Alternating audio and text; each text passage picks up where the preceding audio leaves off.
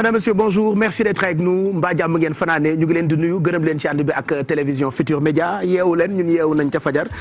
mais dañoo xaw a biddanti normalement on devait commencer l'émission depuis presque une heure de temps il est 9h25 on devait commencer à 8h30 mais bon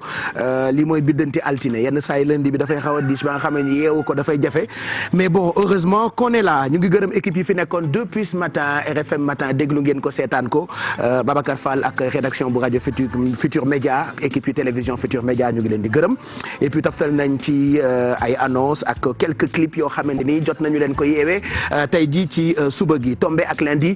2 mars 2020 ñu fas yéene àndandoo fii ba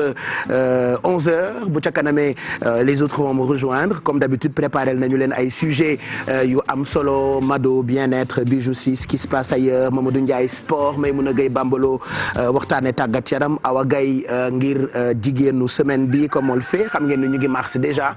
donc dinañu gën a sargal jigéen ñi waxtaane ñi nga xam ne ni ñoo nekk ay jàmbaar li ñuy def rek mooy tàmbali ak première partie bi di téléservice bi dañu koy njëkkee ak jaww ji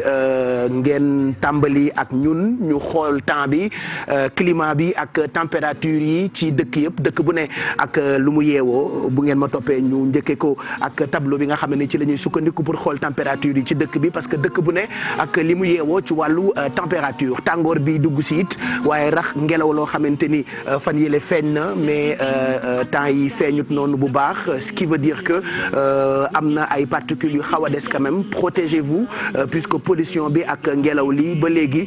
amul qualité à 100% bu ñu xoolee température yi ci suba gi 20 degré la Dakar yi la Saint-Louis yeewoo tey 21 degré la Podor ak dëkk bi nga xamante ni mooy Dakar yeewoo tey Linguère 24 degré ba ci biir Sénégal Diourbel ak fi nga xamante ni mooy Kaolack ba Matam ak Tambacounda même Kédougou température boobee le météo seetlu tey ji ci suba gi mu toll ci 24 degré 19 degré dëkk bu ñu naan Kolda 22 degré fi nga xamante ni moo di Ziguinchor bu ñu demee nag ba ci kanam fekk jant bi gën a jóg ci la ñuy am nag ay pic yu xaw a kawe ci la thermomètre bi di yéeg ba 38 jàpp 39 ba sax 40 degré comme température nawet am na ci dëkk yoo xamante ni ñoom mën nañoo dem tey ba 42 degré boori Ziguinchor Kolda ak fi nga xamante ni moo di Tambacounda ba ci biir Sénégal thermomètre bi dafay nekk ci diggante jàpp 39 jàpp 40 degré 40 degré Matam 40 degré Diourbel 41 degré Kaolack donc Kolda ak Kaolack daanaka seeni maximum mu ngi toll ci 41 degré Linguère 39 degré Podor 39 Saint-Louis 39 Dakar mooy xaw a yam donte dina xaw a tàng ak naaj bi puisque certainement météo mu ngi ñu xamal ni capitale bi dina yendoog température yu nar a toll ci 27 degré bu weesoo température yi mën nañu xool géej gi wax leen waxtu marée haute yi ñi muy gën a soxal mooy ñi nga xamante ni ñooy faral di dem nappi waxtu marée haute yaa ngi nii bu njëkk bi 1h du matin bi mu tegalee 10 minutes ci la ko météo seetlu bi ci topp météo seetlu na ko dina ko seetlu ci diggu bëccëg gi bu 13h45 jotee waxtu marée basse yaa ngi bu njëkk bi ci fajar gi la ko météo seetlu bi 7h26 du matin jotee marée basse bi ci topp tey ci guddi gi lay doon bu 19h53 jotee waxtu yi nga xamante ni moo gën a baax wala moo nar a gën a baax pour suñu mbokk nappkat yi météo tuddee ko meilleur moment pour la pêche waxtu yu njëkk yi daanaka ci fajar gi la woon léegi lay doog a jeex diggante 6h44 du matin jàpp 8h44 du matin guddi gi diggante 19h15 jàpp 21h15 mën naa baax pour suñu mbokk nappkat yi météo moo ñu ko xamal et puis bu leen fàtte mukk seen ay gilet de sauvetage jant bi bitantiwul benn yoon moom xëy na tey ci lundi bi 7h25 du matin jotee nara tëri guddi gi bu 19h18 jotee ñu gërëm bu baax waa service national météo ñoom ñoo ñuy baaxee fajar gi xibaaru jaww ji ba ñu leen koy baaxee ci partie bi li nga xam ni moo di téléservice bi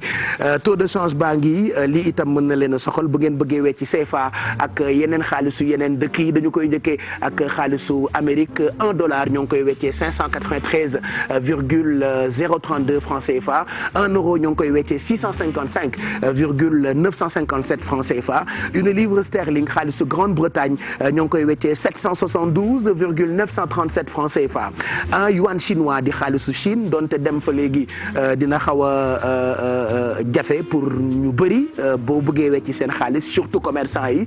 mu ngi toll ci 84,9505 francs CFA un dirham mooy xaalisu Maroc ñoo ngi koy weccee 61,8355 francs CFA one dalasi di xaalisu Gambie ñoo ngi koy weccee 11,6313 francs CFA ñu baaxee leen tamit waxtu julli yi njëkkee ko ak jullit yi fajar gi jullee mu ngi toll ci 6h15 du matin tisbaar 13h22 la ñu koy julli takkusaan 16h44 timis 19h22 gée daañ ko julli 20h26 pour suñu mbokku chrétien yi ci seen jamonoy koor la ñu nekk waxtu julli yi ci jàngu yi cathédrale ay heure fixe la 7h ak 18h30 église bu Saint-Joseph benn messe enfin ñaari messe benn messe 18h30 martyr de l'Ouganda 6h30 ak 18h30 on vous souhaite un saint temps de carême yéen ñi nga xam ni yéen a ne ci koor gi te dooni chrétien di seetaan ci suba gi. bu ngeen bëggee tàggoo ak kumpa nag bu leen fàtte mën ngeen yër suñu site internet bi di www.igfm.sn site bi bu ngeen fa duggee di ngeen mën a xam lépp lu xew ci wàllu actualité page d'accueil baa ngi Guy Marius Sagna moo wax nee na il n'y aura ni arrangement ni protocole de camp pénal moom nag ay kàddoom ci biir site bi mën ngeen ko fi fekk parce que mu ngi bëgg a yàgg ci kaso bi et puis yeneen i ponk yoo xamante ni mën na leen a soxal ci wàllu actualité virus bi di coronavirus Macky Sall convoque une réunion au palais c'est lundi tey dina convoqué ab daje ngir ñu waxtaane feebar bi la nga xam ne ni jaaxal na daanaka dëkk yu bëri ainsi de suite beaucoup d'infos yoo xamante ni mën ngeen ko fekk ci suñu site internet di www.igfm.sn bu dee yéen a ngi doog a xëy ek gisagu leen yéenekaay yi c'est vrai que defal nañ leen revue de presse ak revue des titres tey ci fajar gi mais mën nañu leen wan yéenekaay yi ak seen i xët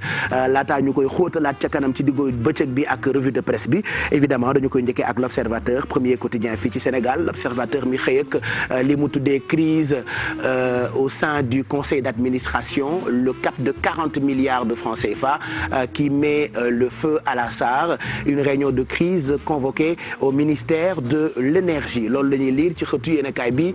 di l'Observateur et puis jàngoro bi ak virus bi di coronavirus ay inquiétudes autour de la forte délégation sénégalaise au salon de l'agriculture à Paris Macky Sall convoque une réunion au palais tey loolu site bi wax na Observateur ñëwaat ci tey ca Louga psychose chez les familles des immigrés en Italie ñoom it xaw na noo jaaxle puisque Italie bëri na ci ay dëkk yoo xamante ni actuellement alerte moo fa am ak virus bi nga xamante ni moo di coronavirus et que ñoom actuellement dañu leen confiné ba seen i njaboot yu dëkk ca Louga paraît-il dañoo xaw a jaaxle et que voilà loolee moo nekk ci xët bi nga xamante ni moo di l'Observateur ñu won leen itam beneen yéenekaay ak xëtam le quotidien mi xëy ak li mu tuddee leadership de l'APR aux Parcelles Assainies fronde contre Amadou Ba Mbaye Ndiaye ay kàddoom ci xëtu yéenekaay bi ñoo ngi lire ci français c'est moi le directeur des structures il n'y a pas de coordonnateur il ne peut empêcher la tenue d'une assemblée générale loolu Mbaye Ndiaye moo ko wax tey ci jafe-jafe yi ca parti bi la di APR bu Parcelles Assainies ak lii mu tuddee fronde contre Amadou Ba le quotidien loolee la xëy titre tey Amadou Ba ci xëtu yéenekaay bi di Vox Populi nataalam ak Mbaye Ndiaye comme ni ko yéenekaay bi di le quotidien defee noonu la ko Vox Populi defee ñoo ngi lire ci xëtu yéenekaay bi ni confusion à l'APR des Parcelles Assainies coup d'état de Mbaye Ndiaye et son camp contre Amadou Ba loolee moo ne ci xëtu yéenekaay bi di Vox Populi ñoo ngi lire ci li nga xam ni moo di enquête mbir moomule les apéristes débarquent Amadou Ba ca Parcelles Assainies ba tey ci xët bi ñu ciy lire gëstu boo xamante ni yéenekaay baa ngi ko tuddee bataille autour des postes loolu ma nga xew ca magistrature les gros malaises la ko yéenekaay bi tuddee et puis tribune xëy ak Mame Mbaye Niang ak lii mu tuddee Boun Dionne Mbaye Ndiaye Amadou Ba et Mimi Touré doivent être destitués du parti Mame Mbaye Niang fusil ay kàddoom ci yéenekaay bi di la tribune et puis Télico affiche sa détresse las moo ko xëy xëte tey ak nataalam détails yi mën ngeen ko lire ci biir Libération xëy ak abus sexuels présumés sur des joueurs mineurs de l'AS Dakar Sacré-Cœur 3 nouvelles victimes accablent Olivier Sylvain ay tuuma yu tegu ci ndondam jëm ci li ñu tuddee abus sexuels il paraît qu'elles sont âgées de 7, 14 à 13 ans, ce que les jeunes joueurs ont dit aux enquêteurs vers un réquisitoire supplétif du procureur. Et puis on finit ak record mi dox ci wàllu tàggat yaram ak lii mu def tey di doublé ak passe décisive bu Ismaël crucifie Sadio et les Reds rien de spécial j'ai juste fait mon travail c'est ce qu'il a dit et puis wax nañu ci tournée européenne bu coach Aliou Cissé a rencontré Boulaye Dia liste contre Guinée-Bissau le 18 ak 19 mars 10 000 billets d'entrée au stade Lat Dior li ci des mën ngeen ko liiral seen bopp moo nekk ci xëtu yéenekaay bi di record 9h35 mooy doog a jot ñu leen di ñaanal bëccëg bu neex ci télévision Futur Média on va prendre une pause dans quelques minutes jàll ci publicité yi balaa boobu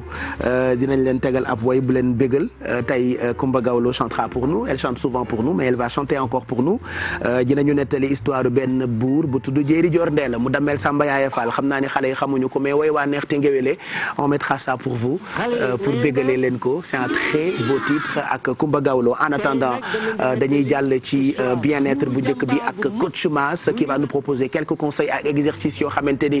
mën na leen a jëriñ ci suba gi Mass qui vient de nous rejoindre ñu ngi lay nuyu merci d'être là et comme tous les matins dañu lay bàyyi nga jox ñu ay conseils mais en même temps wan ñu exercices yoo xamante ni mën nañu ko reprendre pour suñu bien-être ñu ngi lay nuyu Mass. ñu ngi lay fay Baye Cheikh di leen nuyu di nuyu Sénégal yi ñu seetaan yëpp donc comme ni ko waxee noonu la ñoo fi indi leen ay quelques exercices yi nga xam ne buñ ko defee donc dinañu jëriñ loo xam ne jëm ci suñu wér-gu-yaram ak suñu bien-être tey ñu indi leen lu ñu tuddee full body pour les débutants maanaam exercice loo xam ne day solliciter groupe musculaire yu bëree bëri te du laaj aussi nga def ko charge tey ñu def ko poids du corps maa ngi ceeg benn professeur boo xam te ne su INSEP lay jàngale muy Ndiak Thiaw di camarade pour moi aussi di am mbégte si di ko dalal ci plateau bi Baye Cheikh naa bu fekkee Pape Samba Thiam pare na ñu dem ci vidéo bi ñëwaat. Bonjour, c'est le administrateur de la TFM. Aujourd'hui, nous allons vous présenter quelques exercices qui sont des exercices polyarticulaires, c'est-à-dire qui recrutent beaucoup d'articulations, plus de 3 articulations au niveau du corps. 2 exercices pour le haut du corps et 2 exercices pour le bas du corps. Nous allons faire le dips qui travaille essentiellement les bras, c'est-à-dire le corps, le tronc supérieur. Donc nous allons commencer par le dips, après nous allons faire le squat, après nous allons faire le pull-up, c'est-à-dire les tirages barres fixes, après nous allons faire le push-up, c'est-à-dire les appuis normaux.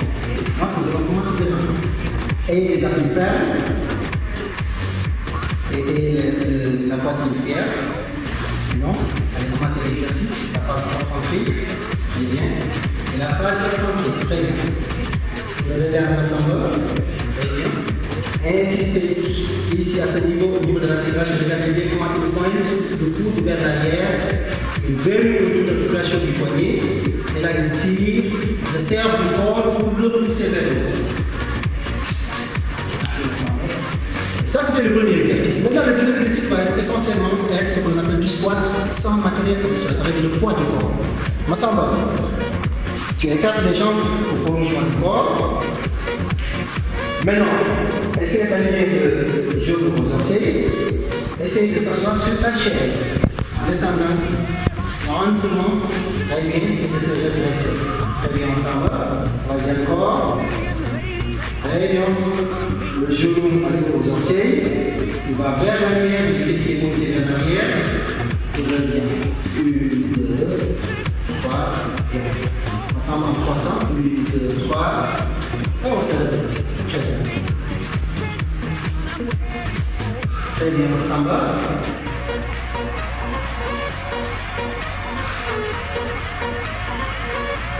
C'est bien passé. Maintenant, le troisième exercice va être centré au niveau du haut du corps. Il s'agit de pull-up. Ok, on va faire une prise en prononciation. Très bien. Prise bien ferme. Allez, maintenant, tire.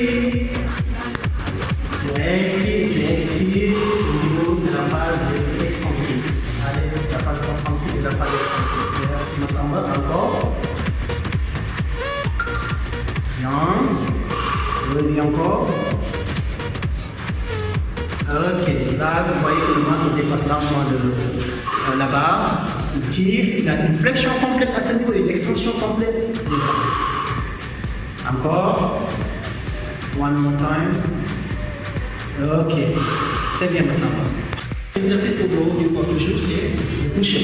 Le push-up maintenant, c'est un exercice souvent qui se fait sans charge avec le poids du corps. Maintenant, ce dont Massamba a besoin, c'est quoi? S'il veut solliciter des pectoraux, il n'a qu'à faire ce qu'on appelle une ouverture large.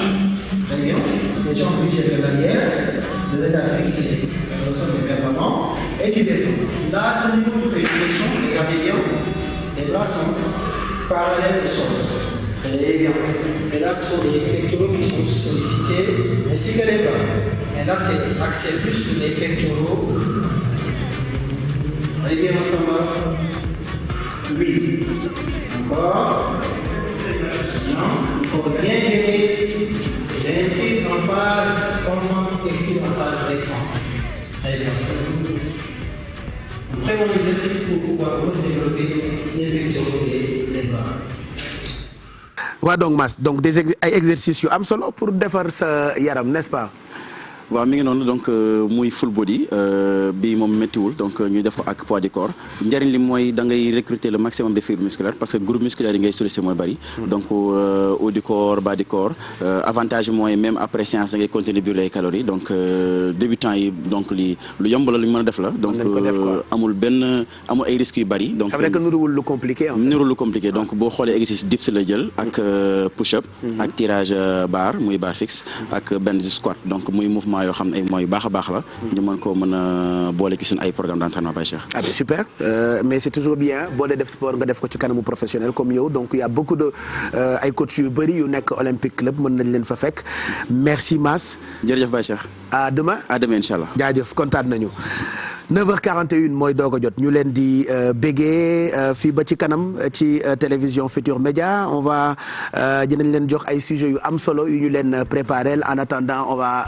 jël pause jàll ci publicité yi mais balay boobu wax naa ko sànq Coumba Gawlo va chanter pour nous ñu tegal leen bi mu ñuy nettali histoire yu Jéeri Joor ndee la dam mu dammeel Samba Yaaye Fall c'est vrai que yenn saa yi ñoom woykat yi ñu jëlab way nettali ko comme si dañu ko bind ci livre et ça fait toujours du bien de les écouter waaye day neex ba pare nekk loo xamante ni da nga fay jëlee peut-être xam loo xamul woon ñu tegal leen ko bégalee leen ko juste après ñu enchaîner ak publicité yi après ñu doog a tàmbali on aura beaucoup d'invités plus sujets yi nga xam ne préparé nañu leen ko tey ci lundi bi ci télévision Futur Média.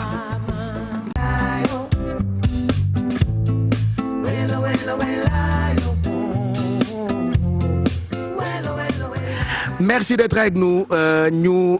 gërëm leen ci ànd bi ak télévision Futur Média 9h50 on est tous là fatigués lay lundi bi.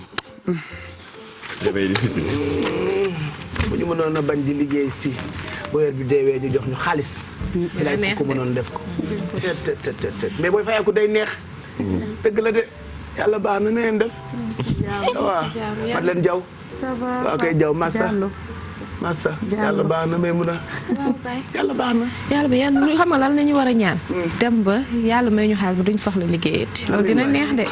waaye mais dégg naa xaalis bu bëri boo ko amee da ngay bëgg toujours mu yokk. ah ce qu'il paraît. ah ouais. plus tu en as plus tu en veux. dëgg la de day bëgg toujours mu yokk. te soxla yee changé daal. waaw yàlla baax na yeneen soxla ngay am. yàlla baax na Khady si. jàll ça va naka sa yaram yow. nii. ça va. ça va. rendez-vous yeeg yëpp ça va. mais doo ko respecté su ma la joxee rendez-vous doo ñëw. donc ça ne va pas joxaat ma rendez-vous tey nga xool. amul problème. Modou naka sport bi. démb dem na dem naa ci stade yi c'est bien ça dem nga King FM ba. dañ koy éviter waaw. ah c'est bien. dem na stade de regroupement populaire. c'est bien ça. da nga ko filmé. mais est-ce que wóor na tamit. yow taay da ngay toilette de sa veste bi ñu la rafet na de. ñu lay def. awal benn problème. Sophie. kenn du yow. maa la ko wax. Ana Ndiaye. mu ngi fi mu ngi ci jàmm. ça va ça va alhamdulilah. ah mais c'est cool yàlla baax na. on a des invités yoo xamante ni bu ca kanamee dinañ leen recevoir dinañu waxtaanee salon de l'artisanat ñu ngi koy waajal dinañu ko waxtaanee bu ca kanamee tuuti et puis am na hommage bu mag bu ñuy waaj a defaral maître Abdoulaye Wade on recevra waa cellule de communication bu ànd ak Karim Wade donc njukkal président maître Ablaye Wade ci kanam dinañ leen recevoir et puis ak Maymouna Gueye Bambalo dinañu waxtaane indemnisation des victimes d'erreurs judiciaires parce que keroog expliqué nga ñu erreur judiciaire donc ndàmpaay gi ci lan lay toll ak naka lay demee on en parle tout à l'heure. On en parle tout à l'heure Pape Cheikh parce que en fait ñun suñu juridiction permettre woon ñuy def li nga xamante ni moom mooy indemnisation des victimes d'erreurs judiciaires donc depuis 2017 nag ñu nekk loo xamante ni finalement Sénégal daf ko commencé di def après que ñu expliquer lan mooy erreur judiciaire on va revenir sur comment su fekkee da nga nekk victime mu erreur judiciaire nan ngay def ba ñu rétablir la déjà ensuite aussi bu fekkee dafa am ay ndàmpaay nan ngay def ba jot si. mu ngoog donc loolu ce sera pour tout à l'heure et puis dinañ ñëw ci fi xew ci wàllu tàggat yaram week-end bi dinañ ci ñëw ak surtout ndam lu am solo bi nga xam ne Bombardier am na ko ci MMA mu nekk deuxième sortie moom Bombardier choisir beneen voie bu dul lamb ji rek maanaam beneen sport muy MMA sport de combat yi nga xamante ni gis nañ déplacement mu bi mu def fële ca Londres dem amaat fa beneen ndam mu nekk lu am solo dinañ waxtaanee it aussi ñi nga xamante ni mooy équipe nationale bu U20 yi nga xam ne tamit dañu qualifié final ci gannaaw bi ñu leen invité ci coupe arabe bi fële ca Arabie Saoudite waaw dinañ ci ñëw Pape Cheikh dinañ ci ñëw daal gën ko yaatal li nga xamante ne xew na ci week-end bi. voilà merci pendant que nga yow dama doon nuyu sama xarit bi Adja nit ku baax la dafa meesu tey Adja Diallo fii lay liggéeyee ci télé bi mais xale bu baax la bëgg Khalifa Sall. bu baax nuyu naa la de waaw kay. Voilà, donc on parlera de ça. Bërki démb Fally Ipupa, vous le connaissez, nous on l'aime beaucoup. Youssou Ndour invité na ko ba tey Sénégal. Et way na sax ak Youssou Ndour, donc c'est quelqu'un qu'on apprécie beaucoup, mais dafa xaw a fouille, moi c'est ce que j'ai remarqué. Fally Ipupa rek jaay taar la boo xamante ni, mais c'est un Congolais, c'est normal. C'est des grands sapeurs. Ils portent même souvent des pyjamas sur scène ou des yenn saa yi mu sol peignoir. Bërki démb rek li mu sol dafa xaw a niroog peignoir, mais bon, c'est la sapologie. Toj na Bercy, feesal ko dell, mais juste avant spectacle bi y a eu beaucoup de problèmes foofu on en parle tout à l'heure on vous explique exactement problème boobu naka la demee puisque Bijou elle passe tout son temps sop déjà am na lu ko doy fii Sénégal waaye du lijjanti li xew Sénégal tout ce qui se passe ailleurs ça l'intéresse. Tout ce qui se passe ailleurs ainsi qu'au Sénégal Pape Cheikh dinañ waxtaanee coronavirus bi nga xamante ne mi ngi explosé ci biir ma ko bàyyi dafa yóbbu sama fit Pape ba pare salon de l'agriculture bi amoon Paris moo gën a tax ñu nar ko waxtaanee ndax amoon na ay sénégalais yu bëri yu fa demoon et puis am na benn maire benn dëkk France boo xamante ne ma nga fa woon moom bi mu fa jógee dañ ko testé ne amoon na feebar bi donc c'est très risqué Fally Ipupa dinañ ko waxtaanee comme ni nga ko waxee ndax concert bi mu bëggoon def dafa am ñi nga xamante ne ay congolais yu ñu tuddee les combattants def nañ menace bu nekk mais terewul amal na concert boobu toj na Bercy comme ni ngay waxee et puis recevoir suñu invité yi préparer salon de l'artisanat. Voilà donc salon de l'artisanat salon de l'agriculture ce qui s'est passé dañ ko daggate watoon jeex et puis ñëwaat ci coronavirus bi ak Fally Ipupa et son concert de Bercy ñu ngi ci mois de mars ku ko wax ne bis bi ñu jagleel jigéen ñi dañu ko dëgmal muy le 8 mars alors ma do ko xam-xam ko ci sañse xam ko ci wàllu bien-être et tout ça donc à partir de ce mois da nga décidé sargal surtout ñi nga xamante ni ràññee nañu leen ci wàllu mode Juma Jaxate Oumou Sy toutes ces grandes dames là on parlera d'elles mais en même temps di joxe ay conseils loolu mënul ñàkk ci wàllu bien-être Malé Khali. Oui Pape Cheikh comme ni nga ko waxee rek donc mois de mars xam nañu le 8 mooy feetu jigéen ñi mais weer bi yëpp dinañ sargal képp koo xamante ne moom ngeen di moo di jigéen ci fàll bi nga xamante ne moom ngay yëngu incha allah dinañ def tout pour wan ko mbokk téléspectateurs yi Baye Cheikh. Sophie sama waa ji loo nar tey. tey de Baye Cheikh poulet au cornichon rek la nar a defar. poulet au cornichon. waaw tubaab nga ci kanam rek Baye moom laa war a defar di leen nuyu rek di nuyu mbokk yi xarit yi ñuy seetaan ni ñu koy defee nag chaque fois andi leen benn plat boo xamante ne di ngeen ko mën a reprendre tey nag poulet au cornichon la ñu andi am nañu poulet cornichon am nañu ail oignon chapelure paprika. poivron rouge am nañu tamit li nga xam ne mooy tomate baïsé ak épices yi nga xam ne moom la ñuy utiliser à chaque fois ci kanam rek ñu daal di mélanger lépp defar li nga xam ne mooy plat du jour tey. voilà poulet au cornichon. après di ngeen mën a reprendre recette bi bu leen neexee bu ngeen ko dee suivre en direct ou bien ngeen dem ci replay yi ci YouTube bi /TFM donc sport la ñuy njëkkee ce qui s'est passé week-end bi Bombardier mi remporté. tubaab moo jafee lakk nag. te boo ko dee lakk da ngay war a wan sa tiflit bien prononcé sinon rek tu risques de faire des erreurs. amateur. c'est grave ça te moo dafa garaaw. yenn saa yi moo nga dugal ko fii muy signifier lii. yenn saa yi nga dugal ko fële muy signifier leneen. parfois sax nga dugal ko fii nii ci digg bi muy signifier leneen. tey moo garaaw. moo mun na indi ay mots genre mot de tête quoi. on sait jamais donc je disais Bombardier a remporté j'ai bien prononcé deuxième combat am ci NMA yu doon am ca Angleterre. oui ca Angleterre combat bu yàggul la sax ndaxte 10 secondes rek la durée ki nga xamante ni moo fi ne Bombardier jënti ko daal di gagné ki nga xamante ni da ko dóor koy bokk na ci dóor yi gaaw a gaaw mu dóor ko ndaxte yàggul 10 secondes la fële ca Londres. loxo Bombardier rek lijjanti waaw ki nga xamante ni instant yi mën nañ jàpp ni double roi des arènes. footballeur lii xanaa tubaab la mi ngi tuddoon ma xool Daniel Portman noonu la tudd Daniel Portman koo xamante ni tamit même poids la ci moom tamit koo xamante ni aussi ci wàllu MMA fa la ca Londres nekk na koo xam ne ku ñu respecté la moom Bombardier daal di ñëw daal di koy lijjanti ci bu yàggul dara loo xamante ni ci 10 secondes rek la mu daal di koy gagné mu nekk ñaareelu combat am gannaaw bi nga xam ne def na ko ak Rocky Balboa fa la ca Suisse nga xamante ni aussi tamit combat bu yàggul la woon matul 1 minute mu daal di koy gagné Bombardier en tout cas di wone de plus en plus force am ak taxawaayam ci MMA bi nga xamante ni gannaaw làmb ji moom loolu la choisir mu nekk ndam lu am solo bi nga xamante ni gis nañ ni Sénégalais yëpp di ko féliciter ci combat bu am solo bi nga xam ne découvrir beneen sport baax na gis ne yeneen ndaw tamit ñu ngi ci góorgóorlu ngir fexe bu dul làmb ji rek ñu jéem a góorgóorlu ci combat bu mag bi combat yi nga xamante ne mooy MMA Bombardier am ci taxawaay bu am solo Pape Cheikh. ah ben c'est bien on le félicite dem ba Angleterre def lu rëy loolu jaloore la de. jaloore la moo tax it jox nañ ko ceinture yu bëree bëri. ndax xam ne dans situation yi moom moo gagné combat yu ni mel gis nga dañ lay takkal ceinture wane ni vraiment yaa ngi ciy lancé bu baax bi te Bombardier wane na ko ñaari combat mu def ko ci MMA yi te du yàgg ñaari combat yi boo ko totalisé matul 1 minute 30. waaw dinaa ànd ak xaalis mbaa. ba ñoom xaalis. ah du ma dem di xeex ñu may dóor may andi. yow kii di déplacé wu ay néewi Bombardier mu jógee ba Mbour déplacé wu dem ba Londres. ci merci dëgg ci merci.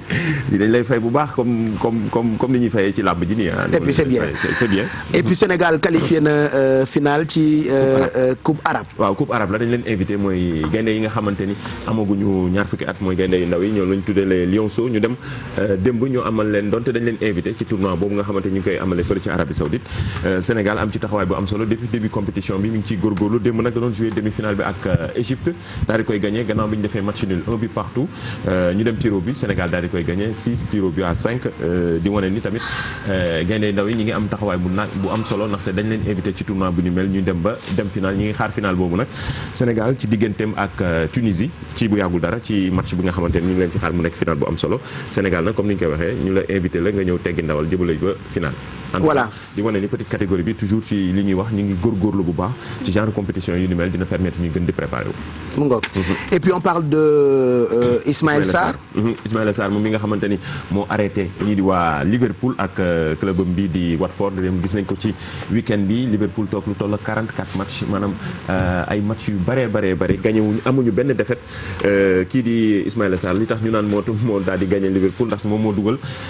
doublé ci kanamu ñoom Sadio Mané nekk ñoom Mohamed Salah ñooñu nga xamante ni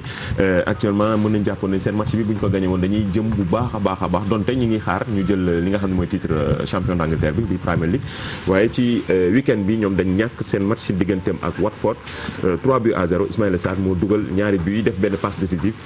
moom Ismaïla Sarr mi nga xamante ni wane na boppam comme ni ñu koy waxee dina tax ñu gën a xam turam fële ci Angleterre ndaxte match bi nekk na match bi nga xamante ni waa Liverpool bu ñu ko gagné dañ leen battre beneen record boo xam ne waa Arsenal ñoo ko amoon maanaam toog lu toog ay match yu bare yoo xamante ni plus de 44 match nga xam doo am défaite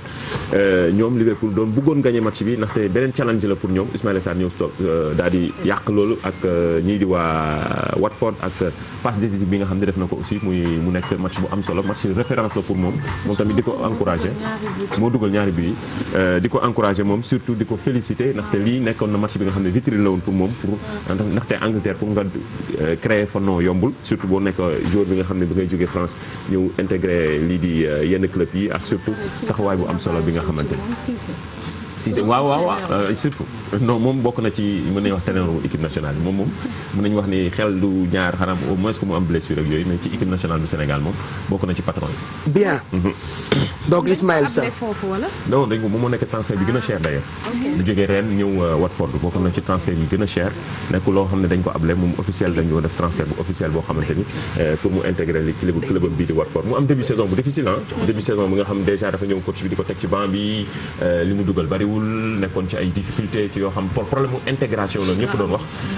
mais gis nañ ni match bi moo tax mu nekk match bi nga xam ne match référence la pour moom parce que vitrine la woon ndax match boo xam ne ñëpp ko doon suivre mu ñëw wane ci taxawaay moo tax bi mu xëyee suba le lendemain mën nañ jàpp ni presse bi yëpp dañ ko titré woon moom Ismaïla Sarr ne wax man moom moo dina moo stoppé ñii di waa Liverpool. c'est bien ça moo nekk sax tey ci record bu tey bi il paraît moom nee na rien de spécial j'ai juste fait mon travail. waaw loolu la koy wax pour wane ni tamit boo tollee ci yenn niveau yi il faut nga mën a am communication bu baax te surtout li mu ko waxee nii baax na ndaxte pourquoi mu bañ a xam ne am na yeneen match yu koy xaar am na yeneen défi yi nga xamante da koy xaar match boobu kon ni ñu koy wax footballeur boo defee yenn prestation yi da nga koy fàtte jubluwaat ci yeneen yi nga xam mooy mission bi. voilà très intéressant merci en tout cas Modou Ndiaye xam naa dinañ ci ñëwaat ci nu mu gën a yaatoo tey ci guddi ci sport à la une ak Mame Fatou Ndoye Traoré yow ak équipe sport bu télévision Futur Média mais lii junj la woon rek ci nga xamante ni ñoo fi jot a xew ci week-end bi ci wàllu tàggat yaram ñu waxtaane leneen jëm ci wàllu droit ak Maymouna Gueye Bambalo comme chaque lundi soit économie wala droit tey dañuy ñëwaat ci li nga tàmbali keroog jëm ci wàllu erreur judiciaire ginnaaw bi nga ñu ko expliqué léegi ñu indi ay leeral ci wàllu ndàmpaay ñu tuddee ko indemnisation des victimes. effectivement Pape Cheikh mu nekk loo xamante ni dafa nekk débat bu actuel parce que gis nañ ay nit yu bëri yoo xamante ni dañu jàpp ni ñoom ils ont été victimes d'erreurs judiciaires am ñu si bëri ñoo xamante ni nag ñu ngi nekk si médias yi di wax xamuñu ban yoon nañ war a aw xamuñu aussi est-ce que loi boobu ñu tegewoon est-ce que c'est réellement effectif loolu tax na ñu waxtaan ak benn avocat mu tudd maître Ousseynou Ngom nañ ko déglu mu indil ñu si ay leeral ñu dellu si waat si plateau. mu nekk benn innovation boo xam ne loi de 2017 sur la Cour suprême moo ko prévoir bien vrai que sax amoon na depuis 2008 loi de 2008 bi mais opérationnel woon amul woon budget mais fi mu ne nii nekk na sur place li ko sabab bi mooy dañ doon seetlu ne femme ay nit yoo xam dañ leen doon arrêté dans le cadre de certaines procédures pénales yu si ëpp te àtte bi da doon yàgg. mën na def ay at 4 ans 5 ans am na sax ñu doon toog ay 9 ans parce que boo xoolee loolu moo gën a sabab lu chambre criminelle yi ñu créé chambre criminelle yi ba ñu commencé fonctionner ak léegi gis nañ ne àtte bi rythme àtte bi mi ngi gaaw waaye par le passé c'était pas le cas da doon yàgg àtte bi da doon yàgg léegi ñu xool nit yooyu nga xam dañ doon toog ay at àtte wuñ leen ñuy toog prison ñu nëbb leen jant ñu dem ba si biir ñu gis ne liñ leen toppee defuñu leen loolu nag nekk lu métti lu diis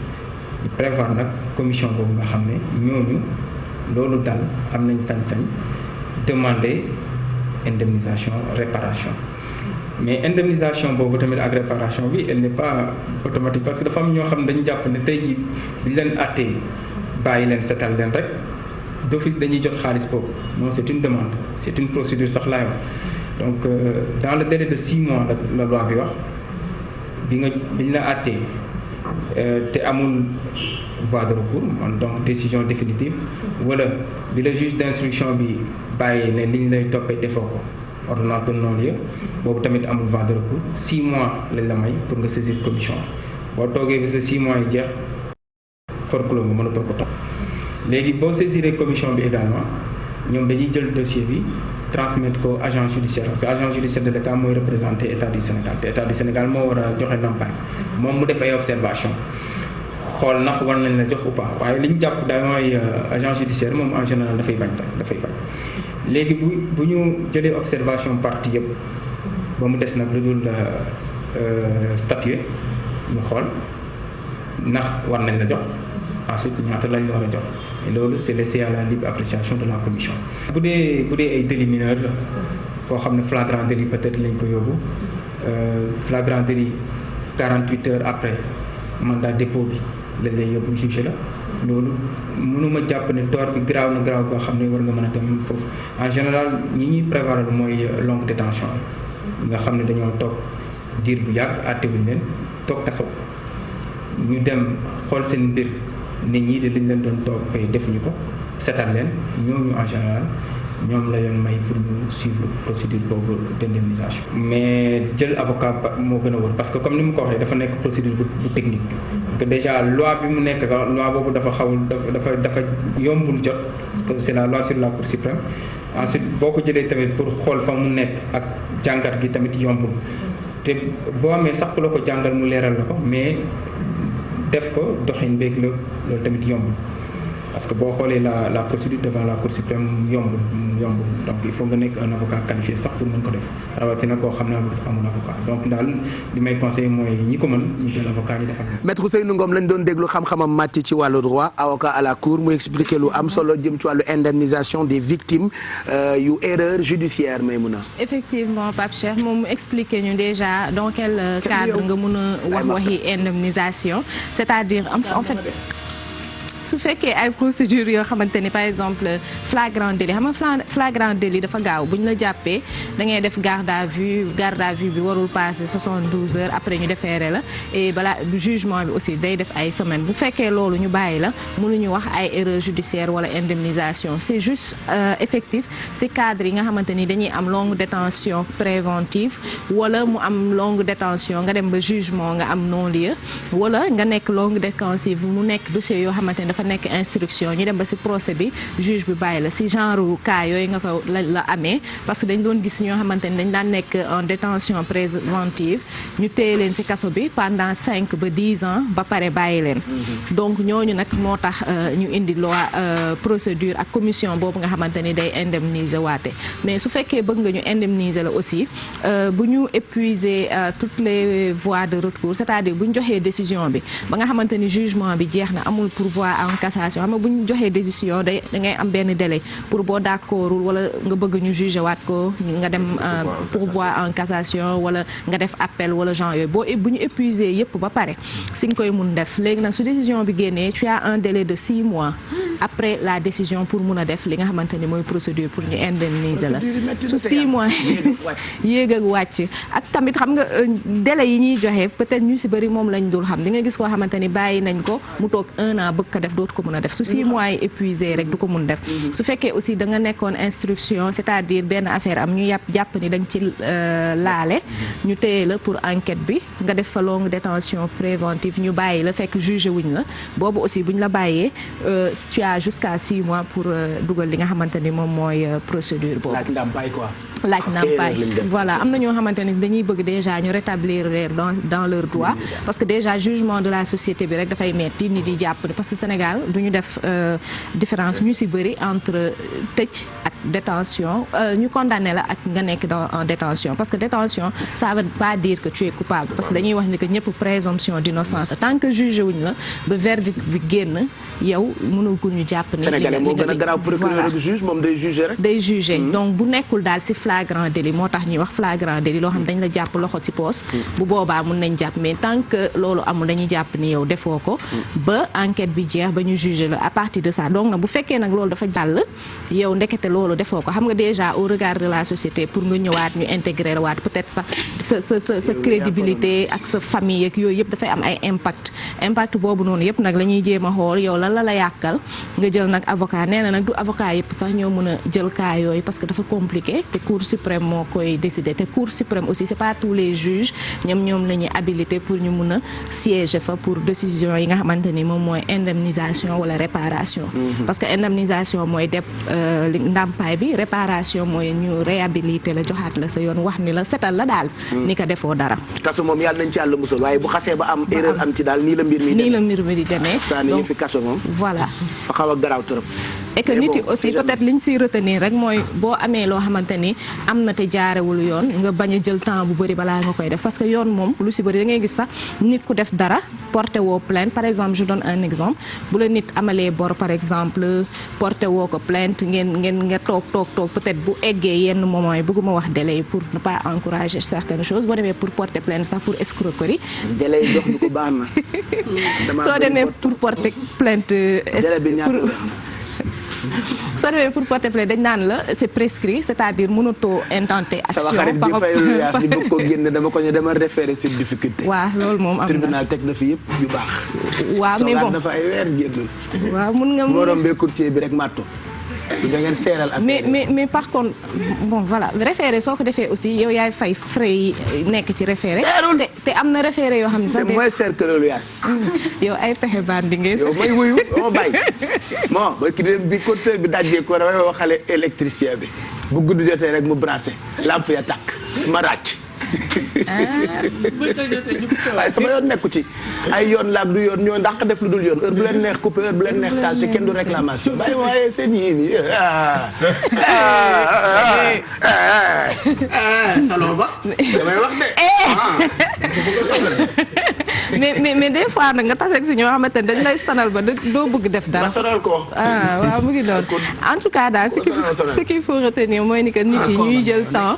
su dara amee ñu réactif teel a intenté ay procédure parce que yoon dafa am ay délais yoo xamante ni moom lañ ko tënk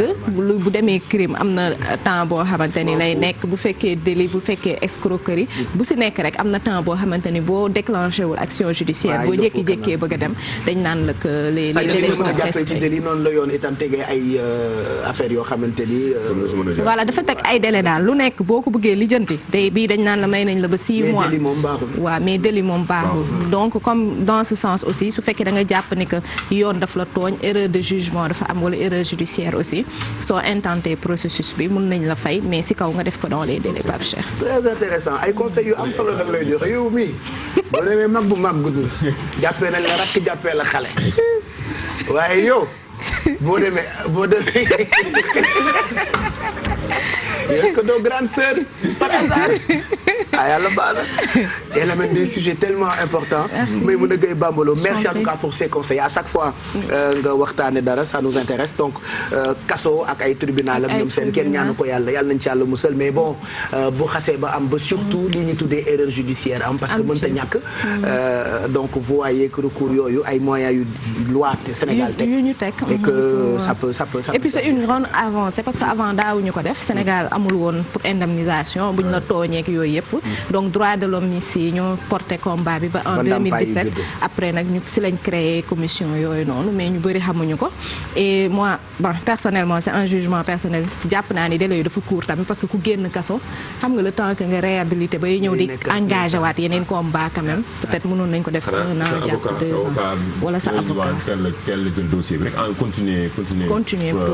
processus bi dina permettre aussi ko defee le temps que nit yi di mën a réintégrer bu ñu mënee am exemple tamit depuis 2017 donc voilà bu ñu mënee am exemple koo xamante ni voilà mës na am erreur judiciaire la mais il a été indemnisé mu loolu tamit bu ne nekk rek am na ñoo xam c'est des termes juridiques yoo xamante ni gars yi dañu comprendre comme te même ci tubaab yi sax dañuy def français facile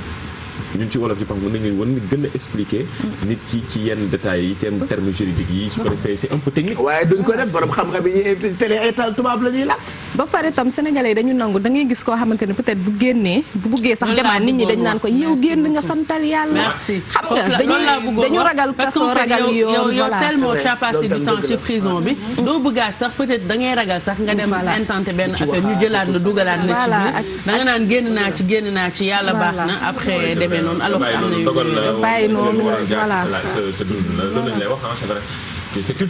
culturel voilà nit yi dañu nangu gëm yàlla xam nga yu bëri daal du leen ko jaral dañ naan la comme dund nga fekkee nga santal yàlla génn nga ci passe à autre chose mais moi je me dis aussi que 5 ans 10 ans d'une vie yoo xam dañ la ko jëlal injustement quand même mu am impact ci sa famille ci say doom ak yooyu réparation bu amee voilà war na la ko mun jaral quand même am na ni Sénégal la non pas Sénégal États-Unis lañ fi jël mooy procès xale yooyu nga xamante ni mooy la dame joggeuse là bi nga xamante ni moo nekkoon ci doon daw ci Central Park bi après mu créé c'était vers les années 80 après ñeenti xale yi nga xam ne ay mineurs la ñu woon doon fooyee foofu noonu ba ñu taqal leen ci yëf yi mais tëj leen plus de 20 ans 25 ans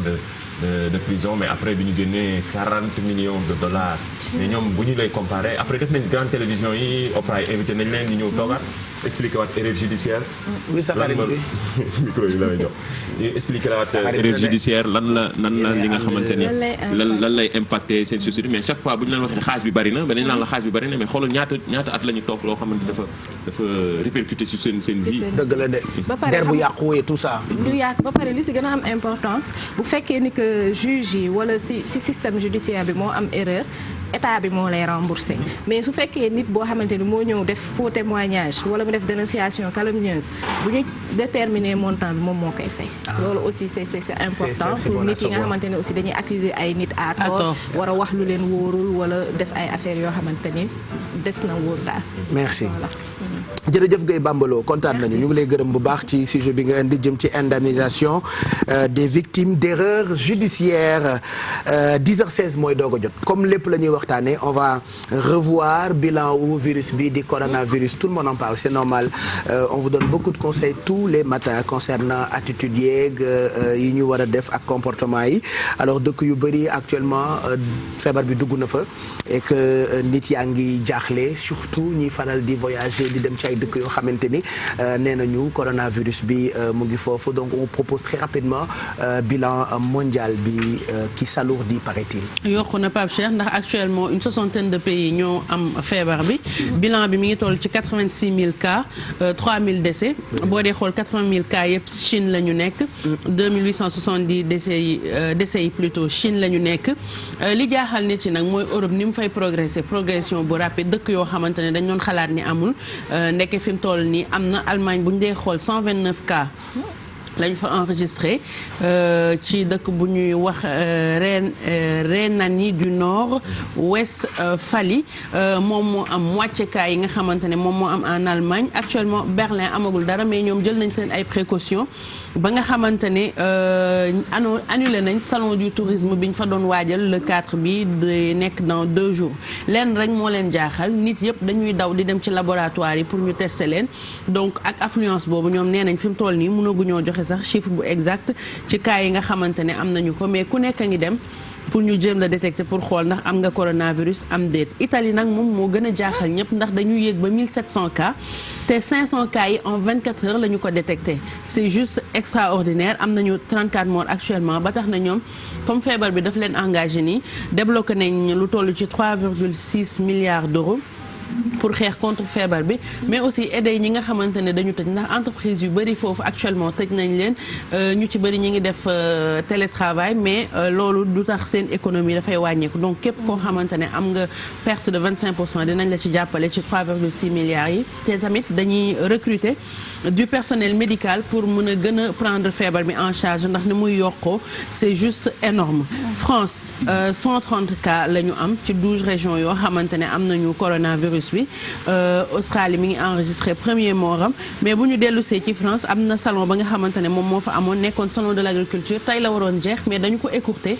jeexal ko démb pour des mesures de précaution ndaxte am na benn maire ba nga xamante ne demoon na fa mardi muy maire u Balme de Silingi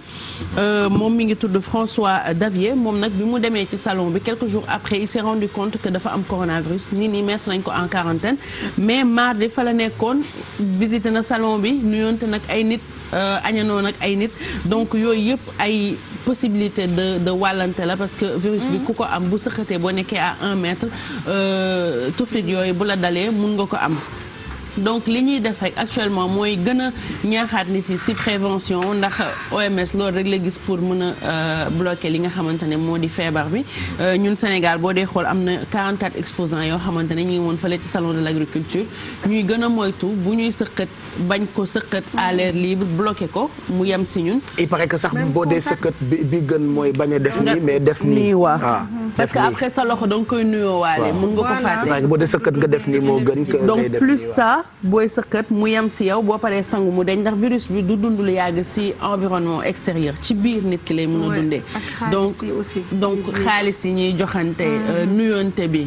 togg bu ñuy togg pas am na ñoo xam ne saignant moo leen neex mais nañu togg lépp ba mu ñor éviter contact inutile ak li nga xamante ne moom la ñu tuddee saignant na ñor nga ne saignant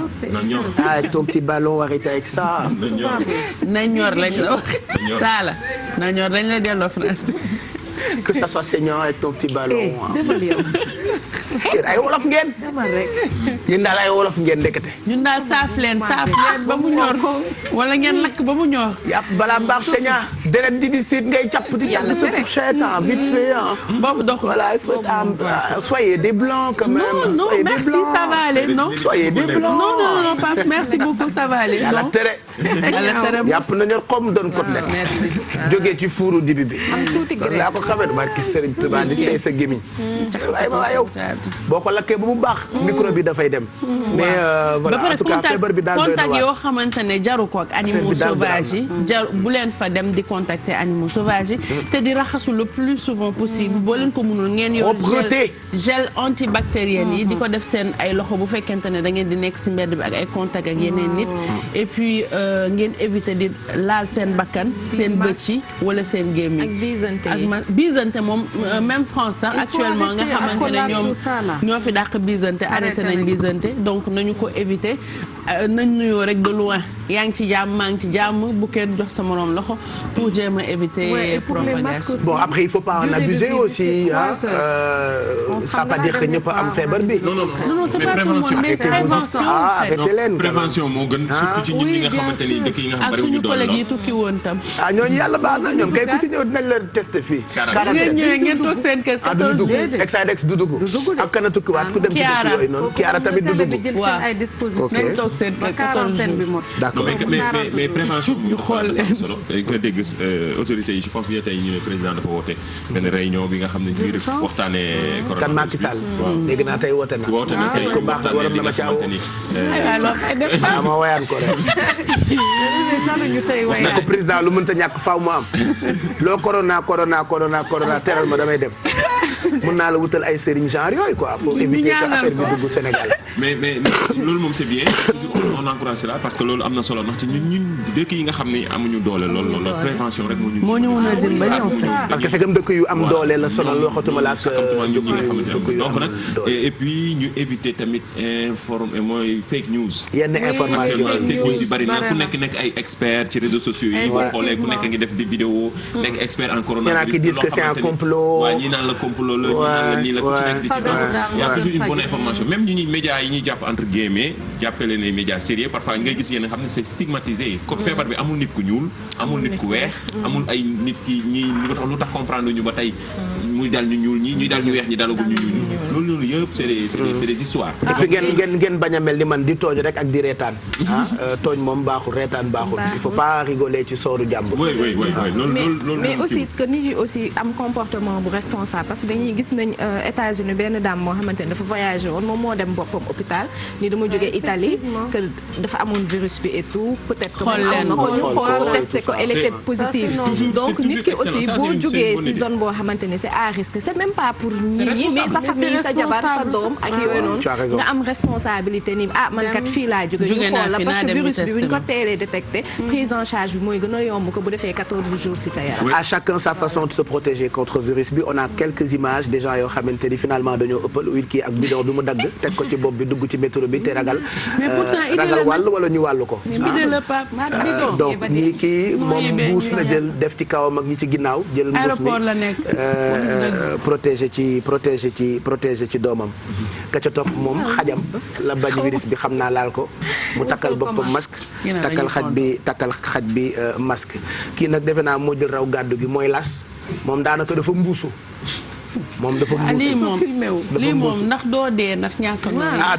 abusé lii mooy ngéwél moom it daa protéger boppam protéger xajam parce que en fait virus bi dafay survivre ci ay poils donc ñi am animaux ku neex kaa ngi nii moom jëlul masque soutien wu jabaram xam naa la jël rek takk plan B la masque yi dafay cher de su problème amee gars yi dañuy yokku de jël leen seen soutien wu jabar yi takk je te jure xoolal balaa ngay dem rek nga jël sa soutien wu jabar dugal sa sac wala dugal sa oto boo demee bay waaj a génn rek takk xoolal doo coronavirus ku ne na nga jël sa jabar Pape Samba jëlal bu Aïda Ndiaye tonton mag jëlal bu nu mu tuddati bu Khady Mamadou Ndiaye sa jabar nekk fi na jox GP benn bu kat ngay jël bu sama jabar xanaa wala da nga bëgg ma jël sa bos ragal mu doon lu rëy daw masque. bopp bi yëpp lay jël. dina mel ni marinière bu ma def sama kanam. kii moom ab chir la jël neen day daw coronavirus bi. day gaañu moom. et on regarde tout ci topp bu fekkee jeexul donc y a tellement d'images regardez. mais nit ñi lii nii dañ koy def pour dëggantaan wala dañuy fo. xam nga nag à chaque fois dara am ak réseaux sociaux yi dañuy déformer information c'est ça la tendance. gis naa ko nga partage boo xamante ni masque pour ñu classe yi xaw ma 190 €. wala du yow. oui Kiara moo ko partagé woon après moi j'ai partagé ça avec une grande marque paraît-il mu koy jaayee 190 €. en tout cas ku nekk ak sa façon bi ngay protégé woo ci virus bi nga xamante ni moo di coronavirus. am na sàngara bu xew Amérique boo xamante ni kii la tudd corona xaw ma dox xamoo ko. moom salaamun xawla bin rabbi raxiim. xaw ma nu sàngara si tudd ci dëkk tubaab bi la am corona xaw ma dégg naa jaratul ndax turam mu xaw a nuroo ak voilà ça s'appelle corona donc il paraît que jaratul alors que coronavirus il paraît que virus bi dafa xaw a nuroo ak couronne loolu moo tax ñu tuddee ko coronavirus il paraît que c'est pour ça loolu moo tax ñu tuddee ko coronavirus. yow nekk ak man daa baax de tu dors moins bête je te promets voilà très bien Bijou Ndiaye won nañu sàngara si sàngara bii la Bijou Ndiaye moom xam na ko moo ñu ko won d'ailleurs ah merci Bijou yow nit ku baax nga ndekete xam nga sàngara si savour la ngeen baal ñu dañuy jàppise mais on donne quand même des conseils donc c'est une information il paraît que sàngara si corona la tudd tubaab yi ñoo koy naan gis nga mosoo ko gis guleet ñoom bu yeboo ñu tëj Sophie yow mosoo ko gis yow na may mun a tapet yu ban yow moom quand même moom yow moom waxuma gis rek yow moom Modou Ndiaye moom waxuma gis rek par Pape Samba jërëjëf merci voilà l'image est postée sur l'écran par Pape Samba Diam donc il paraît lii mu ngi tudd corona ab sangara la baaxul du tout il faut pas en abuser léegi nag ñoom dañoo tiit tubaab yi dégg naa ba jëndatuñ ko fi mu ne dafa lamb ca dëkk ya mais ça n'a rien à voir ak la maladie dafa tombé rek donc feebar bi dafa nuru virus bi dafa nuru ak couronne moo tax ñu tuddee ko corona virus. xanaa di insister rek suñu autorités yi ñuy gën di bàyyi xel ndaxte sànq même la exemple bu mu joxe ci américaine bi am na Sénégal benn xale moo defoon benn post bi ci Twitter def na tour du web ci Sénégal mu expliquer ne dafa am benn sœuram xaritam wala sœuram bu demoon voyager ñëw moom moo jël volontaire dem ci hôpitaux yi pour ñu tester ko mais nee na voilà ñu ngi fa fekk comme toujours rek benn Pape Cheikh xam naa la fa fekk mu koy tooñ naan ko yow de ñaanaloo ñu jàmm waaye demal dara jotu la donc di wane ne affaire dañ ko gën a jël au sérieux oui c'est ça mais yàlla baax na village planétaire la ñu nekk. yàlla baax na li xew fële mooy xew fii. yàlla baax na lu ci ñëpp jël seen matu. yàlla baax na yàlla baax na dina baax incha allah merci donc loolu mooy bilan wu virus bi di coronavirus et que tout le monde en parle alors ñu jàll ci leneen musique. oui musique pourquoi pas il faut qu'on parle de musique balaa ñuy recevoir suñuy invité je rappelle que bu ca kanamee dinañu recevoir jox ma sama kayit. dafa soofan léegi voilà donc dinañu recevoir ngir waxtaanee salon de l'artisanat de Dakar ngir waxtaanee ko nag daañu recevoir ki nga xamante ne moo di Issa Dieye président union nationale des chambres de métiers par ailleurs mooy président aux chambres des métiers bu Fatick. Il sera avec nous dans quelques minutes dinañu recevoir itam Souka Seck xam nga ku ne mars sa xel dem ci 19 mars mooy feetu alternance. Oui, vous vous rappelez pas de ça? Oui, effectivement. Président Yohan Macky Sall ndeysaan papaam ji maître Abdoulaye Wade ci la ne woon il faut travailler toujours travailler encore travailler tellement suñu maam la on l'aime tellement maître Abdoulaye Wade on parlera de lui puisque ñu ngi koy waajal ab hommage ñun nag dañoo bëri ay xarit biir PDS Souka ngale toog elle va nous rejoindre dans quelques minutes je pense à Nafissatou Diallo Nafi qui est très dégourdi moom mu neex mu naqadi maître Abdoulaye Wade la àndal et on l'admire ci ngoram il y a d'autres membres du PDS nga xam ne ba léegi ñu ngi ànd ak maître Abdoulaye Wade seen ngor la leen Sénégal nawe donc nañu recevoir Souka Seck bu ca kanamee tuuti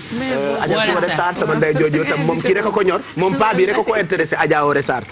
moom it ñu ngi koy ndokkeel bu baax ak d'autres membres du Parti démocratique sénégalais mënuñu lim du ma fàtte sax waaye mën ngaa juum donc dinañu waxtaan ci programme bu mag boobu la nga xam ne ñoo ngi koy waajal le 19 mars ca permanence nationale bu PDS. mais d'abord si on parle de musique dañuy ñëw ci concert de Fally Ipupa que nous apprécions barki Dembo Ndiaye def na concert bu mag feesal dell fi nga xamante ni mooy Accor Hotel Arena ñu gën ko xam ci turu Bercy. Youssou Ndour moo ñu wanale woon ak bërëb boobule mais laata Fally Ipupa di def concert am il paraît que y a eu des heures ay xeex ak ay lakk ak ay yu doy waar ba ñu ne sax ba ñu yaakaar ni moom moo tax yooyu am pour nit ci dañ doon bañ pour ñu dem ci concert bi. Pape Cheikh loolu nag ñi ko amaloon mooy ñi ñu tuddee les combattants di opposé wu ci parti au pouvoir bi même à l'étranger ñi ngi créé woon seen regroupement boobu ci Londres en 2009 depuis lors fu manifestation am yi la ñuy jéem nekk war nañu am gàcce li xew Congo di xew Congo politique bi jaarul yoon et que ñoom ñu nekk en France di faire la fête donc li ñu def mooy dem quartier bi nga xamante ne moom mooy quartier Lyon wetu gare de Lyon nga xam ne soriwul Accor Arena hôtel Accor Arena pour di def ay manifestation ba mujj gi ñu commencé jël ay scooter di taal ay poubelles pompiers sapeurs pompiers yi ils ont dû essayer fay lakk gi ba 18h30 la ñu soog a arrivé à fay li nga xamante ne ñoom taaloon nañ ko foofu yëpp biñ ko fayee ba pare nag lañ soog a tijji salle bi di saalu Bercy pour nit ñi dugg mais malgré loolu ñoom ñi ngi woon ci buntu salle ba di menacer nit yi di leen bëmëx di leen def ay affaires yu violent naan leen concert bi c'est annulé et que boo leen fi duggee c'est à vos risques et périls donc bu leen dem ci concert bi annulé nañ ko vous devriez avoir honte donc def ay manifestations ba nga xamante ne concert bi am na Fally Ipupa toj na fa mais avec 40 minutes de retard boo duggee ci biir salle bi nag ak li doon xew ci biti feesoon na ba pare nit yi dañ doon amuser wu comme si dara xewul ci biti dafa mel ni ñaari ambiance la et Bercy dañu teg benn dispositif sécuritaire ba nga xamante ne comme boo nekkee à l'aéroport ni ñu lay visiter noonu lañ doon visiter nit yi tere leen dugal même ay lu ñuy naan ak lépp lañ doon nangu di ko téye ci buntu bi pour rek manifestants yi bañ a mën a dugg ci biir def fa loo xamante ne kenn nangu ko et puis il y avait beaucoup de voitures yoo xamante ne ay auto gendarme la yu ñu gaare foofu pour assurer sécurité nit yi lenn rek la Fally mi nga xamante ne peignoir la indi ci kaw scène bi def couronam ñëw ak aigle bi naaw donc mu ñëw def couronam mooy que concert bi 23h30 bi mu jotee benn agent wu Bercy dafa ñëw dee ko c'était pour que ñu arrêté concert bi voilà ndaxte heure bi ñu waxante woon ak ñoom jotoon na jeexoon na et puis ak manque de sécurité bi dañuy bëgg nit yi teel a dem ñibbi seen kër bi mu defee loolu nag xaw na désolé tuuti ndax woyul woy yi mu waroon woy yëpp mais toj na fa te nee na il donne rendez-vous très bientôt ci beneen événement bu mel nii ci biir Paris. Très bien parce que feesal na ko dellu on va regarder les images en même temps ce qui s'est passé di ay cong yu xaw a doyaat foofu ca France pourtant du seen dëkk waaye opposants yi dañuy jiiñ Fally Ipupa ni dafa far ak ancien président bi far itam ak président bi nii dafa far ak dégg maan Kigali dafa far ak Tshisekedi waaye dafa far ak Kabila la tudd Kabila voilà dafa far ak Kabila far ak président bu bees bi donc loolu moo tax ñoom ñu mere ko et que Congo seen dëkk dafa bëri ay jafe-jafe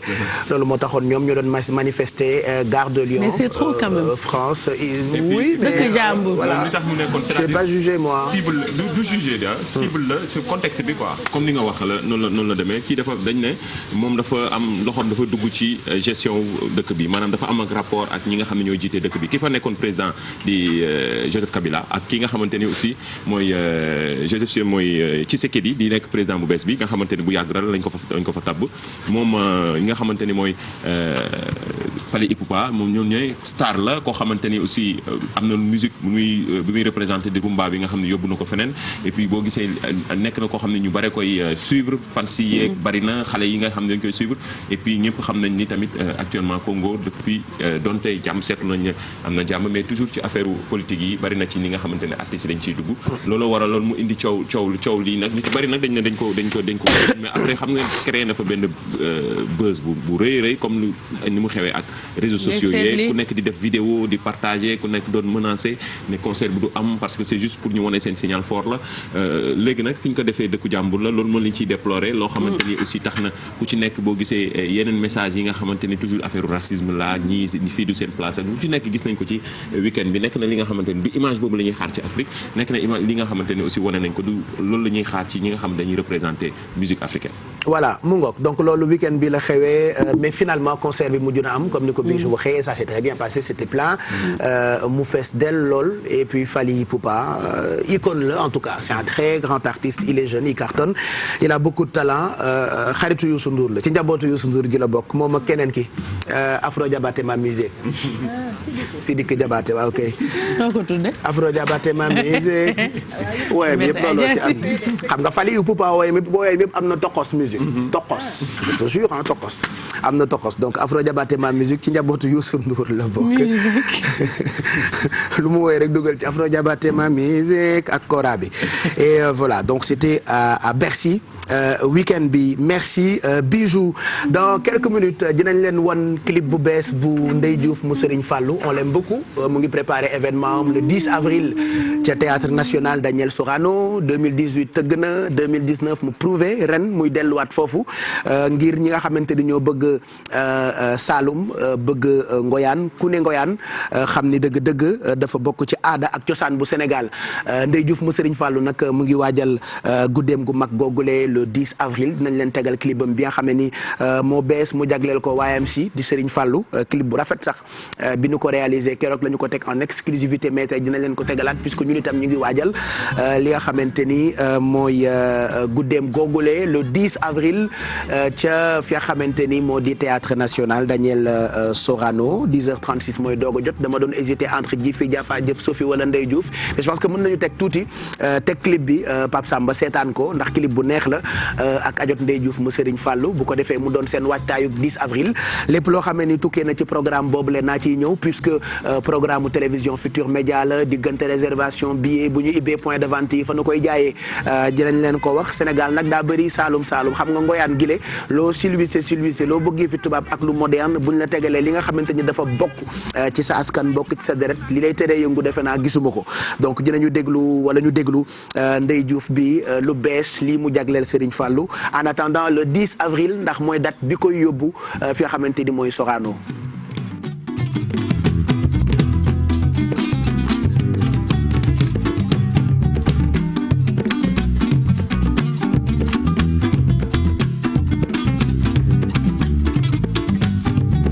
li sa baay ja bëggoon Sëñ Fallou yow yaa ko ko defal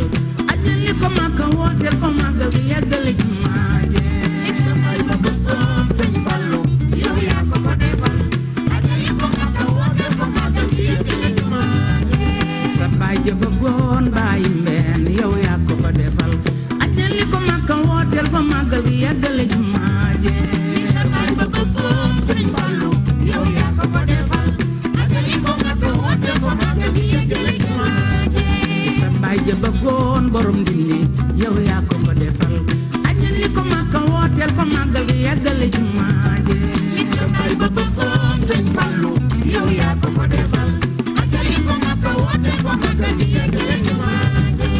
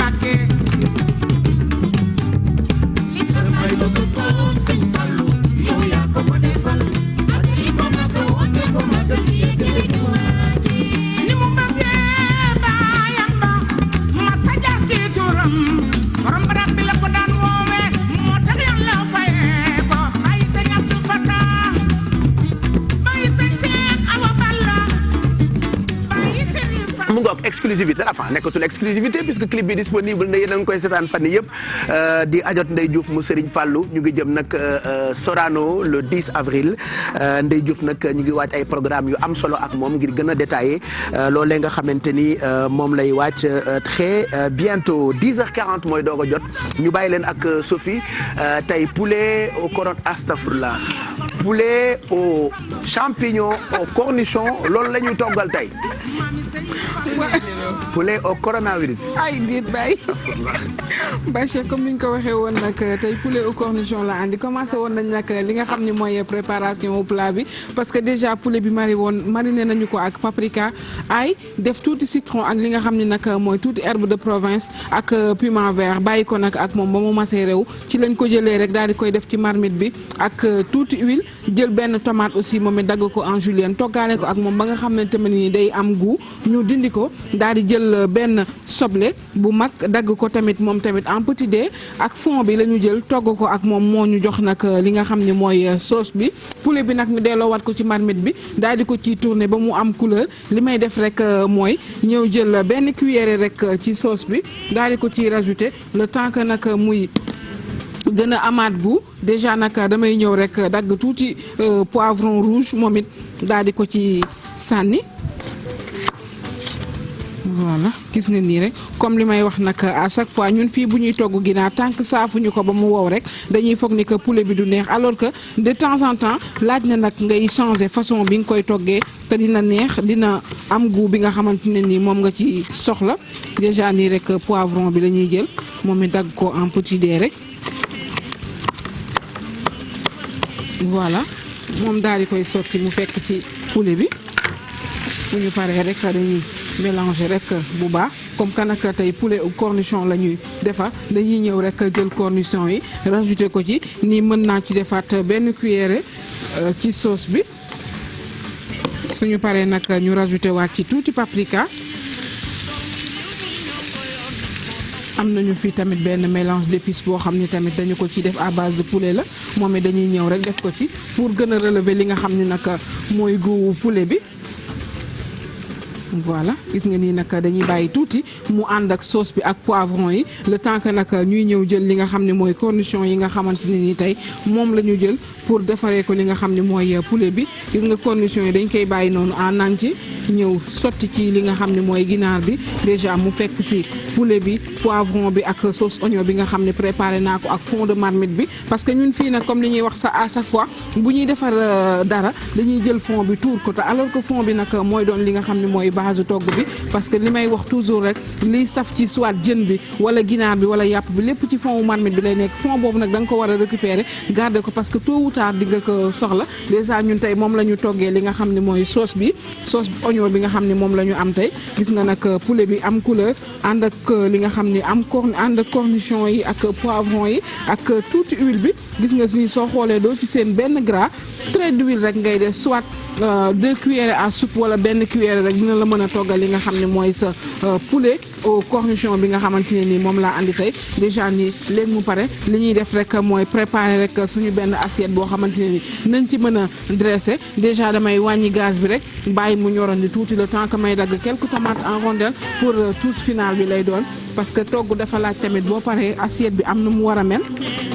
déjà li may def rek mooy ñëw dagg benn tomate gis nga dama choisir nag tomate boo xam ne ñorul ndool tey moom laa choisir pour génnee li nga xam ne mooy couleuru assiette bi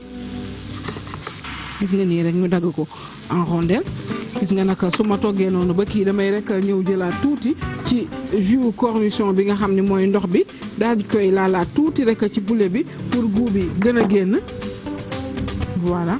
am naa fii tamit piment de Cayenne mais en poudre bi tey moom laa utiliser damay ñëw rek moom tamit daal di ciy defaat tuuti voilà gis nga nii rek ñu mélanger lépp gis nga nag poulet bi moom daanaka nii pare na damay ñëwaat rek dagg fii quelques oignons yoo xamante ni tamit dama koy soxla pour assiette bi voilà moom dama koy def rek en julienne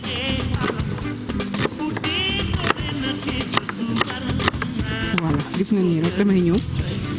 daal di jël tomate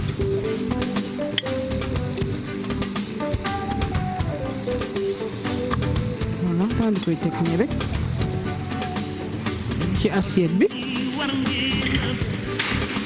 poulet bi moom pare na. voilà damay ñëw rek daal di fay gaz bi jël nag pilon bi mooy gën a neex a teg ci assiette bi daal di jël benn technique jëlaat beneen pilon bi teg ko ni su ma paree nag damay ñëw jël ci li nga xam ne mooy sauce cornichon bi ak jus bi daal di koy teg ci beneen côté bi gis nga ni nag mu am couleur daal di teg ci rebord boobu. voilà daal di tegaat nii rek su ma paree rek ma terminer ak quelques oignons moom tamit daal di koy teg nii ci côté bi.